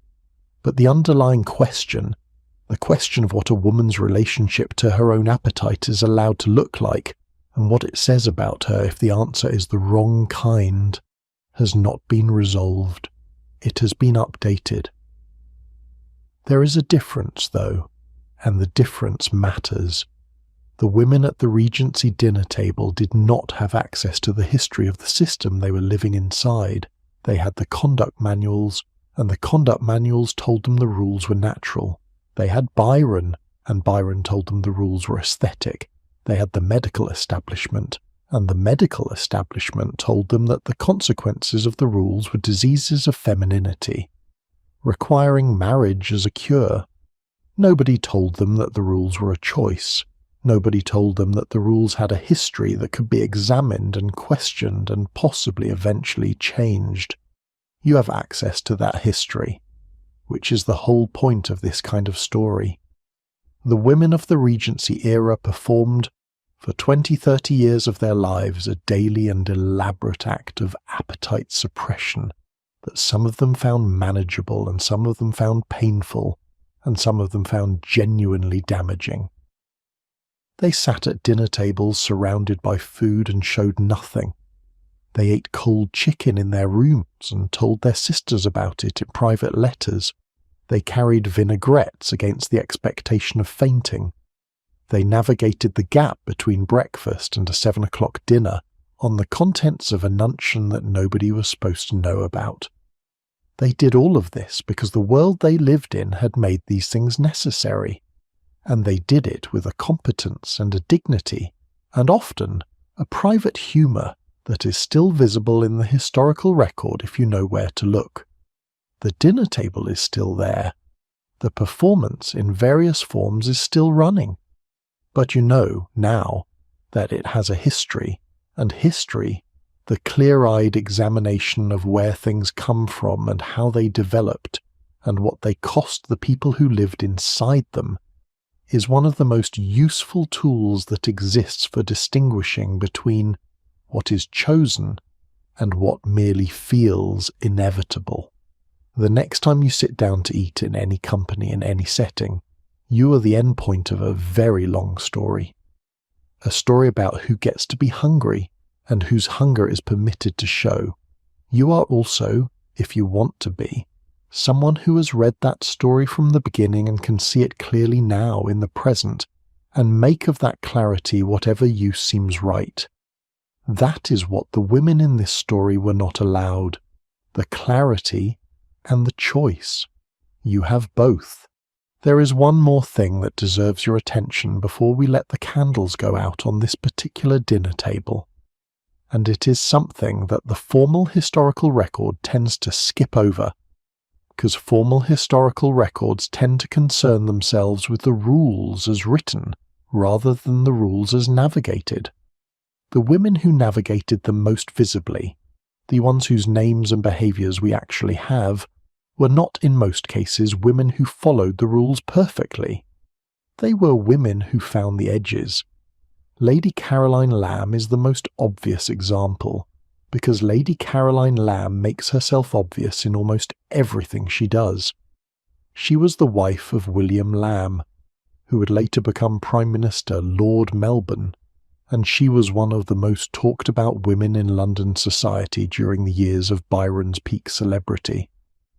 She and Byron had an affair in 1812, the same year he wrote the lobster salad letter, which adds a particular dimension to the story. She described him in a phrase that became famous almost immediately as mad, bad, and dangerous to know. She was not entirely wrong. Caroline Lamb was, by all accounts, a woman with an appetite for attention, for excitement, for the kinds of dramatic gestures that polite society found deeply unseemly.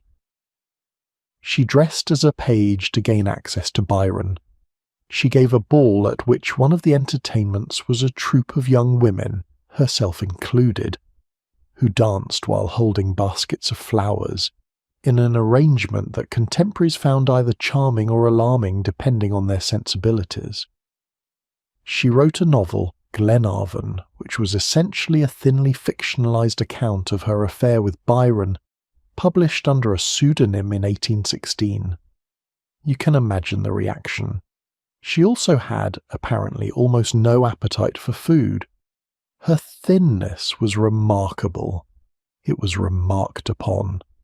It was discussed in drawing rooms in the way that everything about Caroline Lamb was discussed in drawing rooms, as both a fact about her body and a statement about her character. And here you can see the system working in its most perverse register.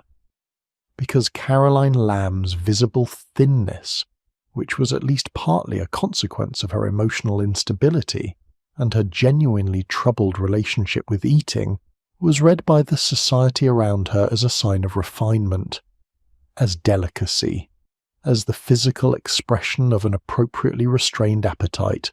It was none of those things. But the conduct manual lens had no vocabulary for the difference. And if you had been there, if you'd been one of the women watching Caroline Lamb across a dinner table in 1812, you would have had no vocabulary for it either. You would have seen thin woman, small appetite, high social visibility. The conduct manual told you what that meant. It meant refinement. The other woman worth pausing on is Harriet Wilson, who was not a lady in any social register sense of the term. She was a courtesan, one of the most celebrated and successful courtesans in Regency London, and she wrote her memoirs published in 1825 with a frankness about her own life that was remarkable for the period and remains 2 centuries later something of a pleasure to read. She named names. The Duke of Wellington famously told her to publish and be damned, and she published, and the result is one of the most vivid first-hand accounts of Regency society from the inside. Wilson ate, she said so. She wrote about food with the pleasure and directness of someone who had never been required to perform the dining table delicacy of the upper classes, because the dining table delicacy of the upper classes was not a code she was operating under. She was outside the system in the specific way that made her invisible to its rules. The conduct manuals were written for ladies. She was not, in the period's definition, a lady, and so the elaborate machinery of female appetite management did not apply to her. If you were a woman of good family reading Wilson's memoirs when they were published, and many women of good family did privately read them, this would have been striking. Not just the frankness about men and money and social climbing, the frankness about food, the simple, unapologetic pleasure of eating, written down without any management of the impression it made. It was the conduct manual's opposite, and your reaction to it, whether relief or envy or disapproval, or some complicated mixture of all three, would have told you something true about what the appetite rules had done to you. This is another one of the stranger features of the system. The rules about female eating, the performance of delicacy, the light portions, the invisible appetite, were specifically and exclusively the rules of respectable women. The women who were outside respectability were, in this particular sense, free. They could eat, they could drink, they could do so publicly, and the fact that this freedom was purchased at the cost of their social standing, and often their safety and economic security, that is part of the story too. But within the narrow territory of appetite, the courtesan had a liberty that the Duchess did not. You could read this as a design feature rather than an accident. The women whose appetites were most controlled were the women with the most to lose. Control and privilege moved together. The rules were a price of admission to respectable life, and respectable life was the only life that offered women security, stability, and protection. The choice was not really a choice.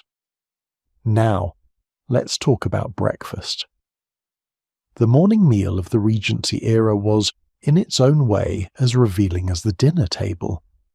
Because breakfast was smaller, less formal, and considerably less governed by the elaborate theatre of service à la Francaise. Breakfast was a domestic meal. It happened at home, in a smaller room, with fewer people and no procession through the front hall by order of rank, and as a result you could eat more at breakfast. The performance requirements were lower. There were no footmen in white gloves. There were no 23 dishes.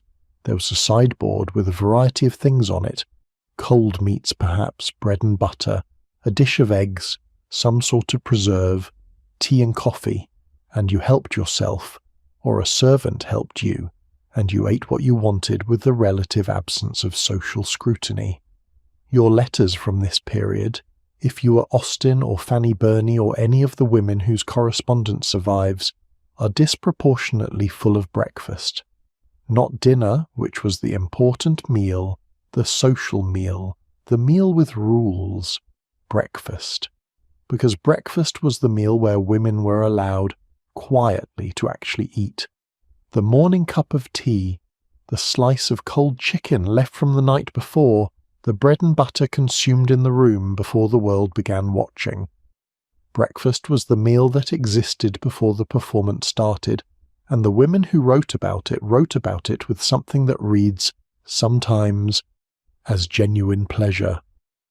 A satisfaction that was not available at the dinner table, where the food was more plentiful and more elaborate and almost entirely beside the point. There was also the picnic. The picnic, in Regency terms, was a particular social phenomenon that deserves its own note.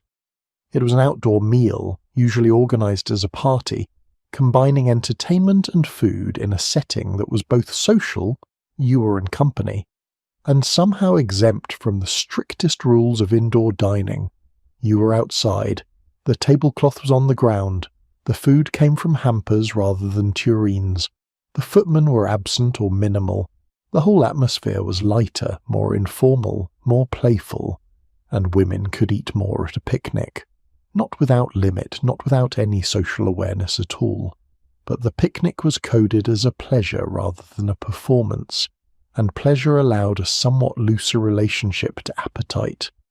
You could try multiple dishes from the hamper, you could have a second helping. You could appear, in a limited way, to be enjoying the food for its own sake, rather than managing your relationship to it with visible delicacy.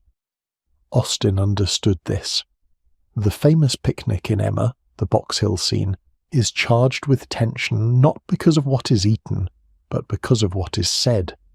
But the food is present, and the ease of it, and the social loosening that the outdoor setting permits, is part of the atmosphere Austen is working with.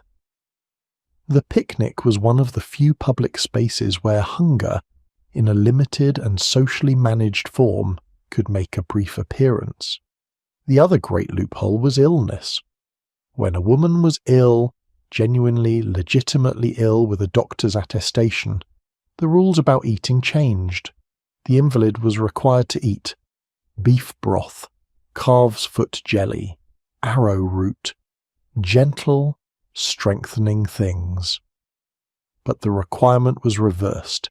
Instead of eating lightly, you were expected to eat as much as your constitution would bear, because your body needed building up.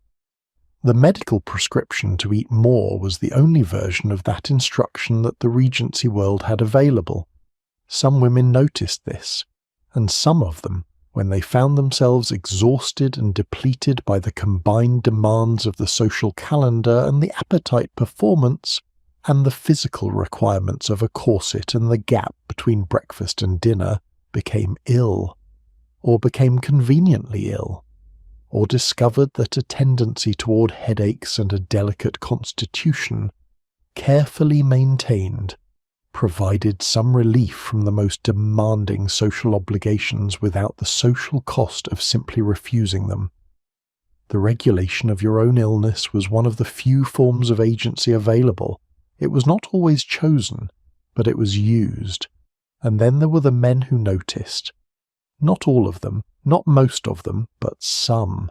The men who observed what the women around them were doing and wrote about it with something approaching discomfort.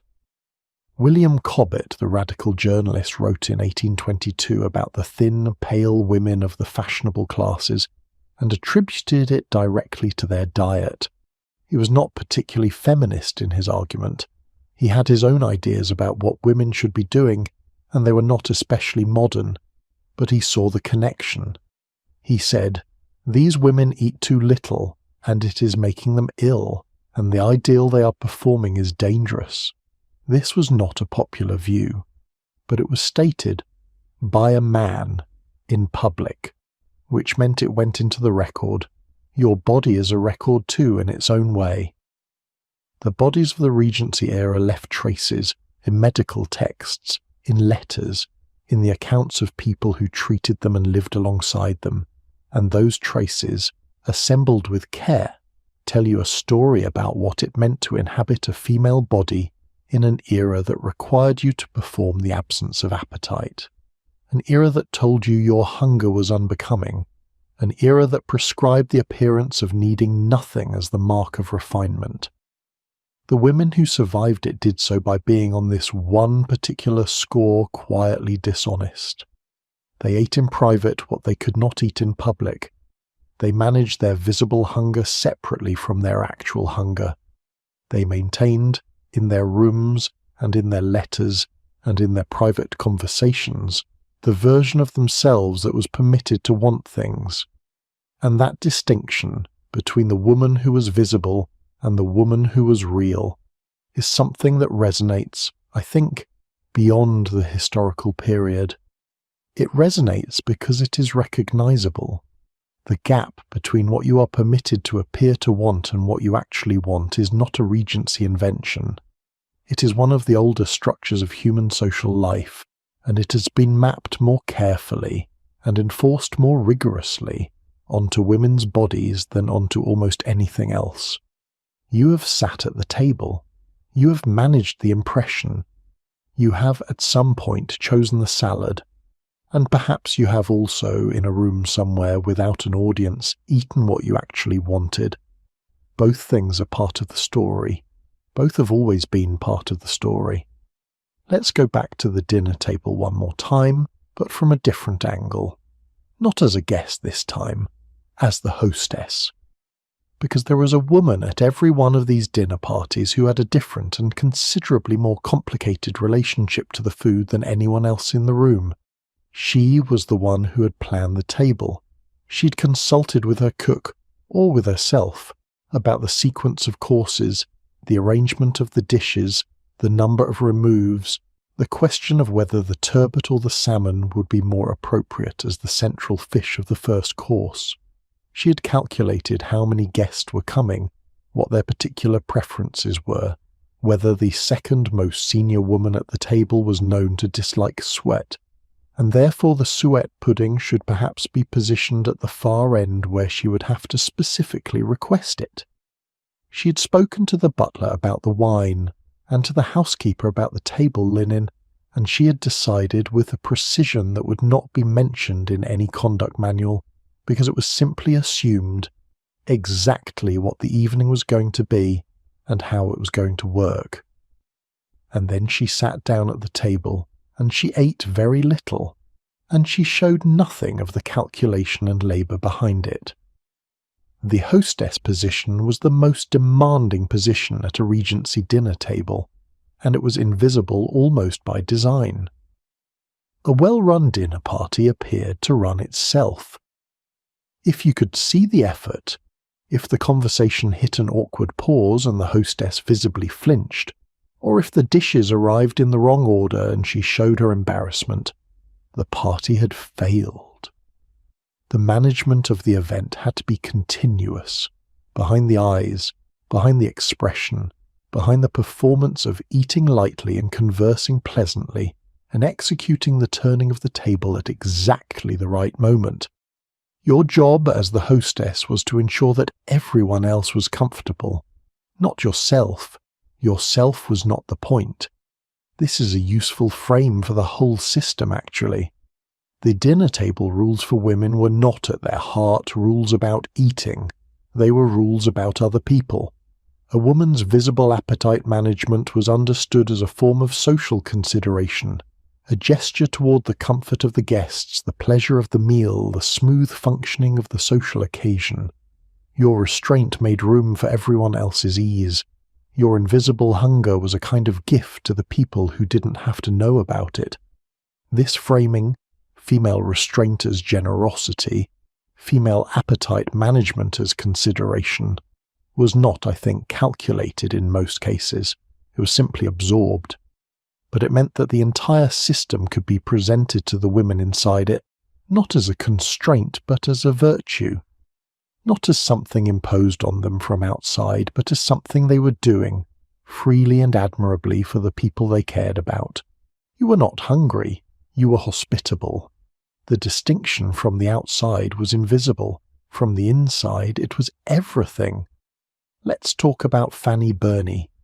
Frances Burney, known as Fanny, was a novelist and diarist who lived from 1752 to 1840, which means she spanned the whole arc of the period we've been discussing and survived into a world that looked quite different from the one she was born into. She published her first novel, Evelina, in 1778, to considerable success. She is in some ways Austen's predecessor, the woman who proved that a novel written by a woman about the social world women inhabited could be taken seriously by readers and critics. And Fanny Burney wrote about food. Her journals are full of it, specific, particular, vivid accounts of meals she attended, meals she served, meals she witnessed. She wrote about the court of George III, where she served as second keeper of the robes to Queen Charlotte, with the specificity of a field anthropologist.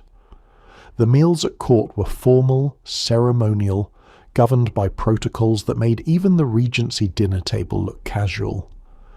The Queen ate from a table set with great ceremony, while the ladies in waiting stood around her and did not sit, which meant they were not formally eating at all.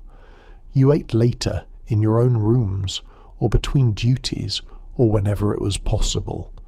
You were in your official capacity invisible. Your hunger was invisible. Your body's needs were invisible. You existed to attend. Burney found this difficult. She wrote about it with a candour that was not meant for publication. These were her private journals written for herself and for her sister, and in that candour you can see the whole system laid out with unusual clarity.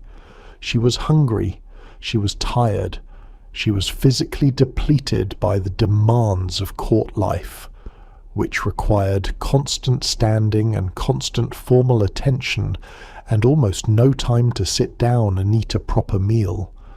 She developed health problems. She eventually left court after several years, citing her health, and the health problems were real and documented. She'd been starving in the most literal sense, while surrounded by the apparatus of royal meals. What you need to understand about Fanny Burney's time at court is that it was considered an honour. It was considered a privilege of the highest order to serve the Queen, and the physical cost of that honour, the standing, the hunger, the exhaustion, the illness, was simply not part of the accounting. The bodies of the women who served were not included in the calculation of what the honour cost. Think about what that means in practical terms. Burney was a published, successful novelist. She had readers. She had a literary reputation. She had achieved, through her own writing, something that very few women of her era achieved, and she spent 5 years standing in a palace corridor, waiting to hand the Queen a shawl, eating when the duties allowed it, which was not always. She was not alone in this. The other women who held similar positions at court navigated the same physical reality.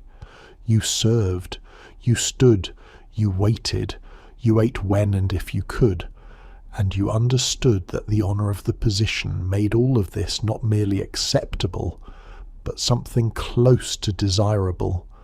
To complain about hunger in the service of the Queen would have been as unthinkable as complaining about hunger at a dinner table. The performance of not needing very much was in both cases required. This is, in miniature, the story of the whole period. The Regency dinner table was an elaborate machine. It required women to operate it while appearing not to operate it. It required them to be present in their bodies while performing the absence of the body's needs. It required them to manage the social occasion while appearing unconcerned with management. And it required them to be hungry in a room full of food while appearing indifferent to the food. Women did all of this. They did it very well on the whole. They did it so well that the conduct manuals were able to claim that doing it was natural, that women simply were the kind of creatures who didn't need much, who found a small portion of fish entirely satisfying, who didn't notice the roast beef. It was a performance. It was an extraordinary, sustained, brilliantly executed performance. And if the performance sometimes produced illness, and sometimes produced the green sickness, and sometimes produced a woman who found herself genuinely unable to eat even when she wanted to, that was filed under female delicacy, and the doctor was called, and the prescribed treatment was marriage, and a recommendation to eat more red meat. The system generated its own diagnosis for its own consequences, and called the consequences feminine. Now, there's something specific that happens in the late Regency and early Victorian periods that is worth your attention, because it marks the moment when the invisible became visible, not for the first time and not definitively, but in a way that entered the historical record. In 1844, a woman named Sarah Stickney Ellis published a book called The Women of England, Their Social Duties and Domestic Habits. It was not a radical book. It was in many ways the conduct manual tradition updated for the mid-Victorian era, a detailed prescription for how an English woman of the middling class should conduct herself in the home, in society, and in relation to food and appetite. But Ellis had something the earlier conduct manual writers did not have. She'd been watching for longer, and she was willing, in certain passages, to acknowledge that the system had costs. She wrote about exhaustion. She wrote about the depletion of women who were required to manage households, tend to families, meet social obligations, and maintain the appearance of cheerful, effortless competence across all of it. She did not connect this explicitly to the eating rules, but she described a population of women who were, by the mid-1840s, visibly worn down, thinner than they should be, paler than was healthy, more fatigued than the demands of their lives obviously accounted for. She was not quite willing to say, the system is doing this to them, but she was willing to say, something is doing this, and we should perhaps be concerned. This was, given the context, a rather large step. It meant that by 1844, the consequences of the Regency appetite rules had been running long enough that even the writers of conduct manuals were beginning to notice the damage. The damage continued to be inflicted, but it was now at least partially visible, and visibility, as this whole story has been suggesting, is the beginning of something. Your great-great-grandmother, if she was English and of the middling or upper classes, grew up in the direct shadow of all of this. She grew up in a world where the appetite rules had been running for 3 or 4 generations, where they had produced chlorosis, and had had chlorosis named as a disease of femininity, where they had produced anorexia and had had anorexia named as a mental illness of young women from good families, where the conduct manuals were still circulating and the ideal of female delicacy was still operative, and the dinner table still required the performance of not being particularly hungry. She navigated all of this. She ate her Nuncheon privately and her dinner carefully. She carried her vinaigrette.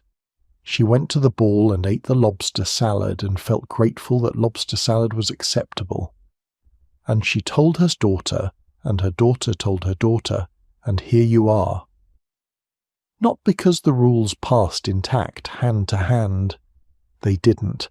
They changed with every generation, shed some features and grew others, migrated into different media and different vocabularies.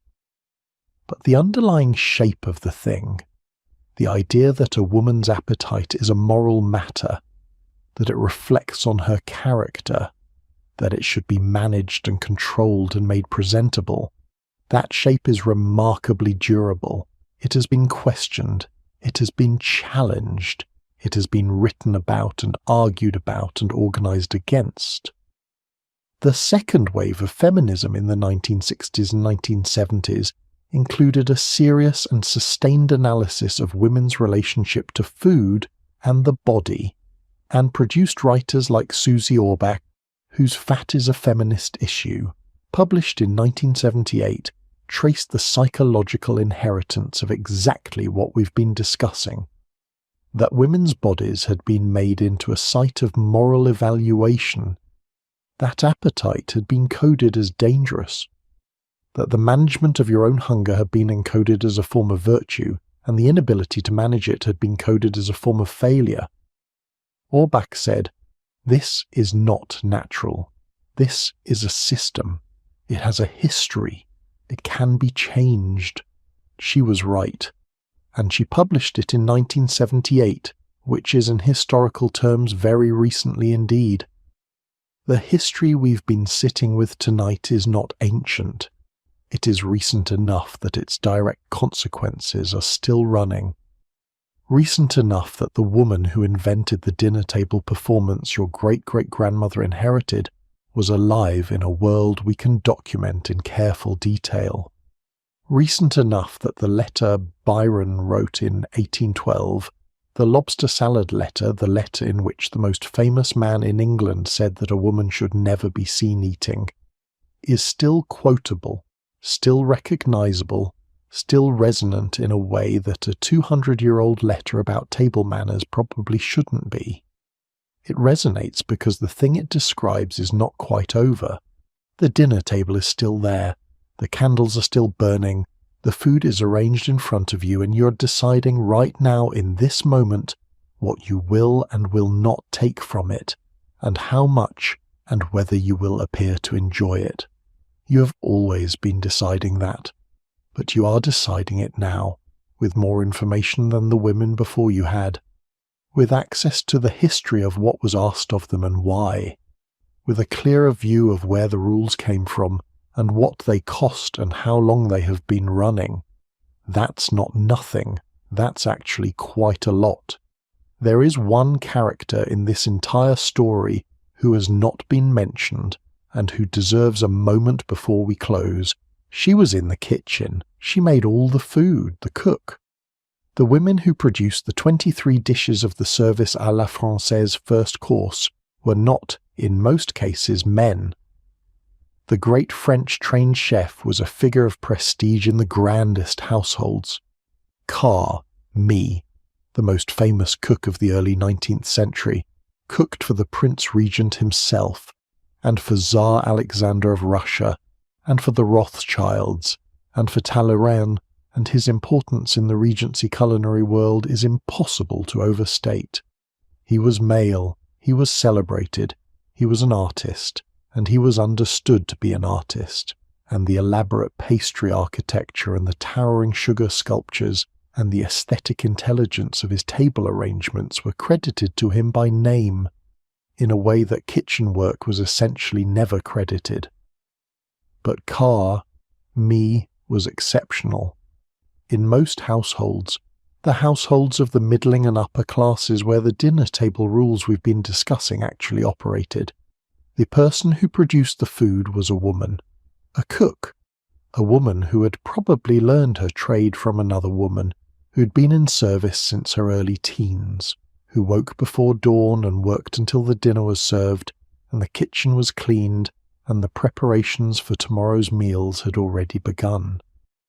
She never sat at the table she provisioned. She was not, in any formal sense, part of the social occasion her labour made possible. You did not know her name if you were a dinner guest. You might not have known the name of the hostess's cook, though you had eaten that cook's food. The food appeared at the table as though it had assembled itself. The labour behind it was as invisible as everything else that women's work was required to be. This invisibility is part of the same story. The dinner table required the hostess to hide her management, the guest to hide her hunger, and the cook to hide her existence. The meal arrived from nowhere and returned to nowhere, and what you saw was the table itself, the arrangement, the candles, the silverware, and not the work that had produced it. The cook ate separately, in the kitchen with the other servants, after the family dinner was finished. She ate what the family had left, or what she'd made separately for the servants' hall, or whatever was available at the end of a very long day. She ate when and what she could. There were no conduct manual rules about how a cook should eat, because the conduct manuals were not written for cooks, but she was hungry too, in the specific way that people who spend 10 hours in the presence of food are hungry, with a hunger that is complicated by proximity, by the gap between the thing you are making and the thing you are permitted to have, by the particular exhaustion of producing pleasure for others as your primary professional activity.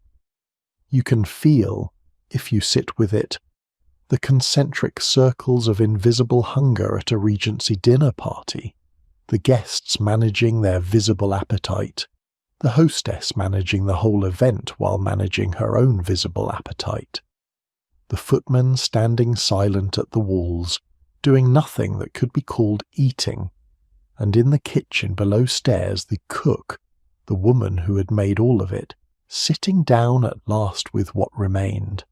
Now, let's return to the room. You've been at this table for a long time. The candles have burned down significantly.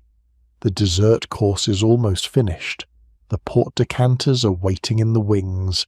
In a few minutes the hostess will rise, and you will rise with her, and the doors will open, and you will leave. In the drawing room there will be tea. Thin cups of it, fragrant, warm, not particularly filling. You will hold your cup in your gloved hands and talk about what? The music someone performed earlier, the prospects of a mutual acquaintance, the quality of the weather, the particular cut of a dress, things that are available in this room to talk about. The men will be in the dining room. You know what they're doing. They are eating from whatever remains of the dessert dishes, in the loose and comfortable way that men are permitted to eat when there is no performance required of them. They are drinking the port.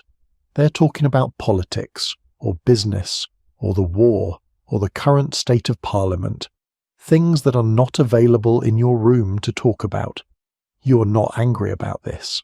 Or you are, but the anger has nowhere useful to go, and the drawing room is warm and the tea is pleasant, and in an hour the men will join you, and the evening will conclude, and you will go home in a carriage and eat something in your room before bed. This is your life. It is not a bad life by the standards of 1814. It is actually quite a good life by those standards. You have this house, or access to this house. You've been invited to this dinner. You have the dress and the gloves and the correct posture and the conduct manual knowledge and the social position to be here at all. What you don't have is the roast beef. What you don't have is the second helping. What you don't have is the freedom to declare in a room full of people that the salmon was excellent and you'd rather like some more of it, please, and that the question of how much you want is simply not anyone else's business. Those things are somewhere else. They live, for now, in a room you will only be alone in later. They live in a letter you will write tomorrow to your sister. They live in the private vocabulary that women of this era maintained alongside the public vocabulary. The words and the thoughts and the hungers that were real and true and not permitted in the dining room. And they live, 2 centuries later, in this story. Here is what I want you to take with you, if you take anything. The women at those dinner tables were not small. They were not diminished. They were not the delicate half-presences that the conduct manuals were trying to create.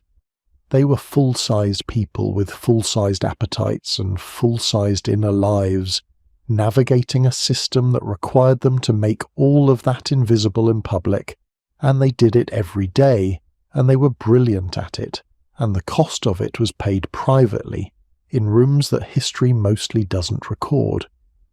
But the letters are there, the journals are there, the conduct manuals with all their extraordinary impossible requirements are there, and if you read them carefully, if you read them with the attention they deserve, You can see the shape of the person behind the performance.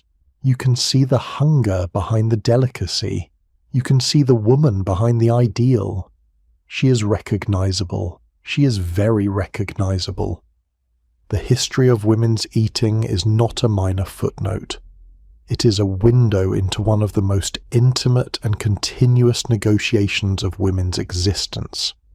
The negotiation between what you actually need and what you are permitted to appear to need. Between the private self and the public self.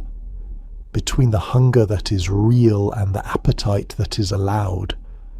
The Regency era crystallized this negotiation in a particular form, at a particular moment, in a particular set of rules that we can examine with some precision because the evidence has survived. But the negotiation itself is much older than the Regency, and it has continued in different forms into every subsequent era. You're not exempt from it. You're living it. In whatever form the current version of the rules takes. The difference, the real difference, is that you can see it. You can name it. You can trace it back to where it came from.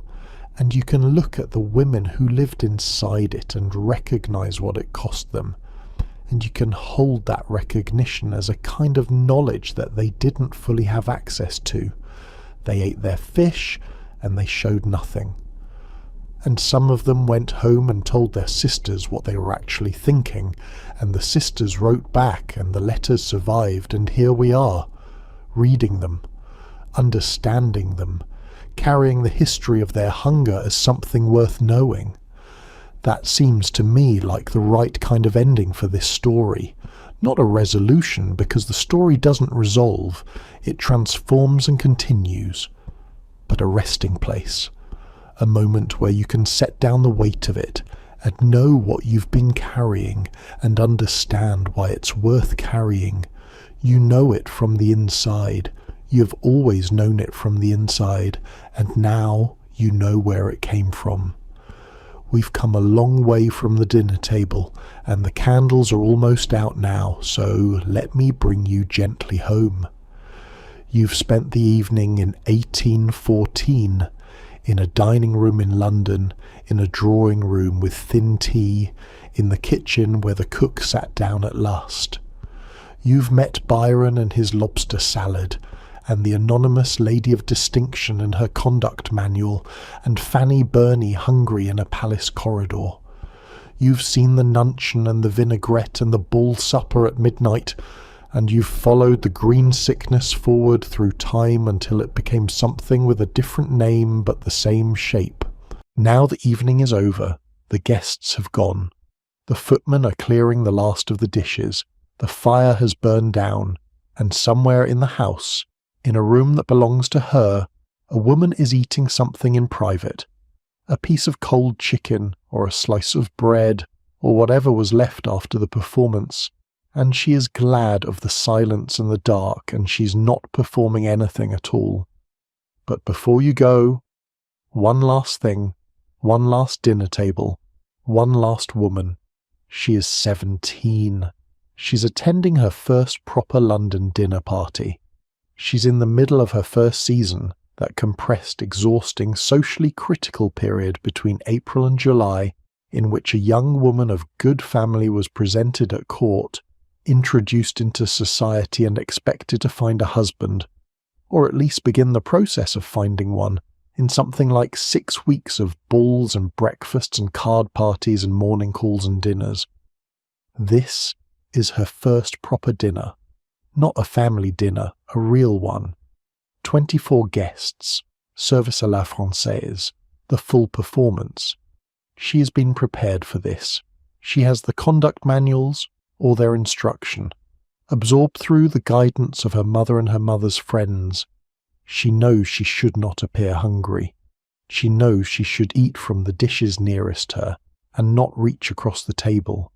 She knows the correct speed at which to move her fork. She knows that she must never, under any circumstances, appear to be consuming anything with what might be described as enthusiasm. She is wearing stays. The stays are new. They are tighter than the ones she wears at home. She's eaten almost nothing since breakfast, which was at 9 o'clock, and it is now past 7 in the evening. She is, by any reasonable measure, very hungry. You can picture her if you try. You can place yourself across from her at the table, this silver between you, the candles, the tureen arriving. You can watch her accept the soup with the correct expression. You can see that she is doing it right, and you can see, if you look carefully, that she knows she's doing it right, and that the knowing is its own kind of loneliness. The first course arrives. She looks at the table. The dishes arranged by their invisible logic. The remove she's heard described but never quite seen in such quantity. She identifies the soup tureen nearest her. She accepts a small portion. She takes a small spoonful. She notes that it is good, really quite good, clear and rich and exactly what you would want after 10 hours with almost nothing.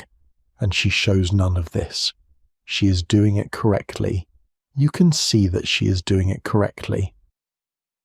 The older women at the table glance at her with the quiet approval of people who recognize a performance being executed well. The young man across from her, a possible prospect she's been told, though she's only just met him, is eating freely, talking freely, not monitoring his own intake at all. He has no idea that she's hungry. He has no idea that there is, at the table, a performance happening. She's 17. She's performing a role she will perform in various iterations for the next 30 years. She has just begun, and she will be good at it. She will become excellent at it. She will manage dinner tables of her own one day, with the same invisible expertise that the hostess tonight is deploying. She will know the rules so well that she will stop experiencing them as rules, and begin experiencing them as simply what she does, as the texture of being herself in company. The conduct manuals will tell you this is the goal, that the ideal is achieved when the performance becomes invisible even to the performer. When you're no longer eating carefully, you simply have by nature a delicate appetite. When you're no longer managing impressions, you simply are, by character, a gracious and refined woman. She is 17. She is not yet invisible to herself. She can still feel the gap between the fish on her plate and the amount of fish she would like to eat. In 20 years she may not be able to feel the gap anymore, and that, the closing of the gap, the collapse of the distance between the performance and the person, is perhaps the most important thing in this whole story. Not the rules themselves, not the conduct manuals, not even Byron's letter, but the process by which the performed self and the actual self, maintained in separation with such effort for so long, begin to merge, until you can no longer locate the boundary between the woman who is managing her appetite and the woman who simply doesn't have much appetite. Until the question of what you actually want, separate from what you're allowed to want, becomes genuinely difficult to answer. She's 17. She can still feel the gap. You know she's real, don't you? You know she wasn't an exceptional case, or a cautionary tale, or a historical anomaly. She was simply there, at a dinner table in 1814, or 1816, or 1820, wearing new stays and eating carefully and doing it correctly. One of thousands of young women in the middle of their first season doing exactly the same thing in exactly the same way. She is the most ordinary possible version of the story, the unremarkable case, the typical experience reproduced across 30 years of London seasons with almost no variation.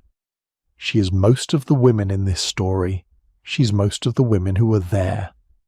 And the thing she felt at that table, the hunger behind the performance, the gap between the self who was visible and the self who was real, that is the thing that this story has been trying to name from the beginning. That gap. You have felt it, in one form or another, in one context or another, across whatever version of the performance the current era requires of you. You have felt it. The visibility of your wanting and the decision about what to do with that visibility. The calculation, almost automatic, of what is safe to show. The 17-year-old at the dinner table in 1814 felt it too. You are 2 centuries apart. You're having, in some very deep structural sense, a version of the same experience. That is history doing its actual work, not dates and monarchs and battle outcomes. This, the recognition across time, the understanding that the experience you're living has been lived before, that it has a shape, that the shape has a name, that the name can be traced back through conduct manuals and letters and medical text to a dinner table where a girl in new stays is eating her soup in careful, excellent invisible silence. She shows nothing. But now you know what she was thinking. We've come a long way from the dinner table, and the candles are almost out now. So let me bring you gently home. You've spent the evening in 1814, in a dining room in London, in a drawing room with thin tea, in the kitchen where the cook sat down at last. You've met Byron and his lobster salad, and the anonymous lady of distinction and her conduct manual, and Fanny Burney hungry in a palace corridor. You've seen the Nuncheon and the vinaigrette and the ball supper at midnight, and you followed the green sickness forward through time until it became something with a different name but the same shape. And you've sat at the table, you've managed the impression, you've understood from the inside what it cost. Now the evening is over, the guests have gone, the footmen are clearing the last of the dishes, the fire has burned down, and somewhere in the house, in a room that belongs to her, a woman is eating something in private. A piece of cold chicken, or a slice of bread, or whatever was left after the performance. And she's glad of the silence and the dark, and she's not performing anything at all. Sleep well. I'll see you next time.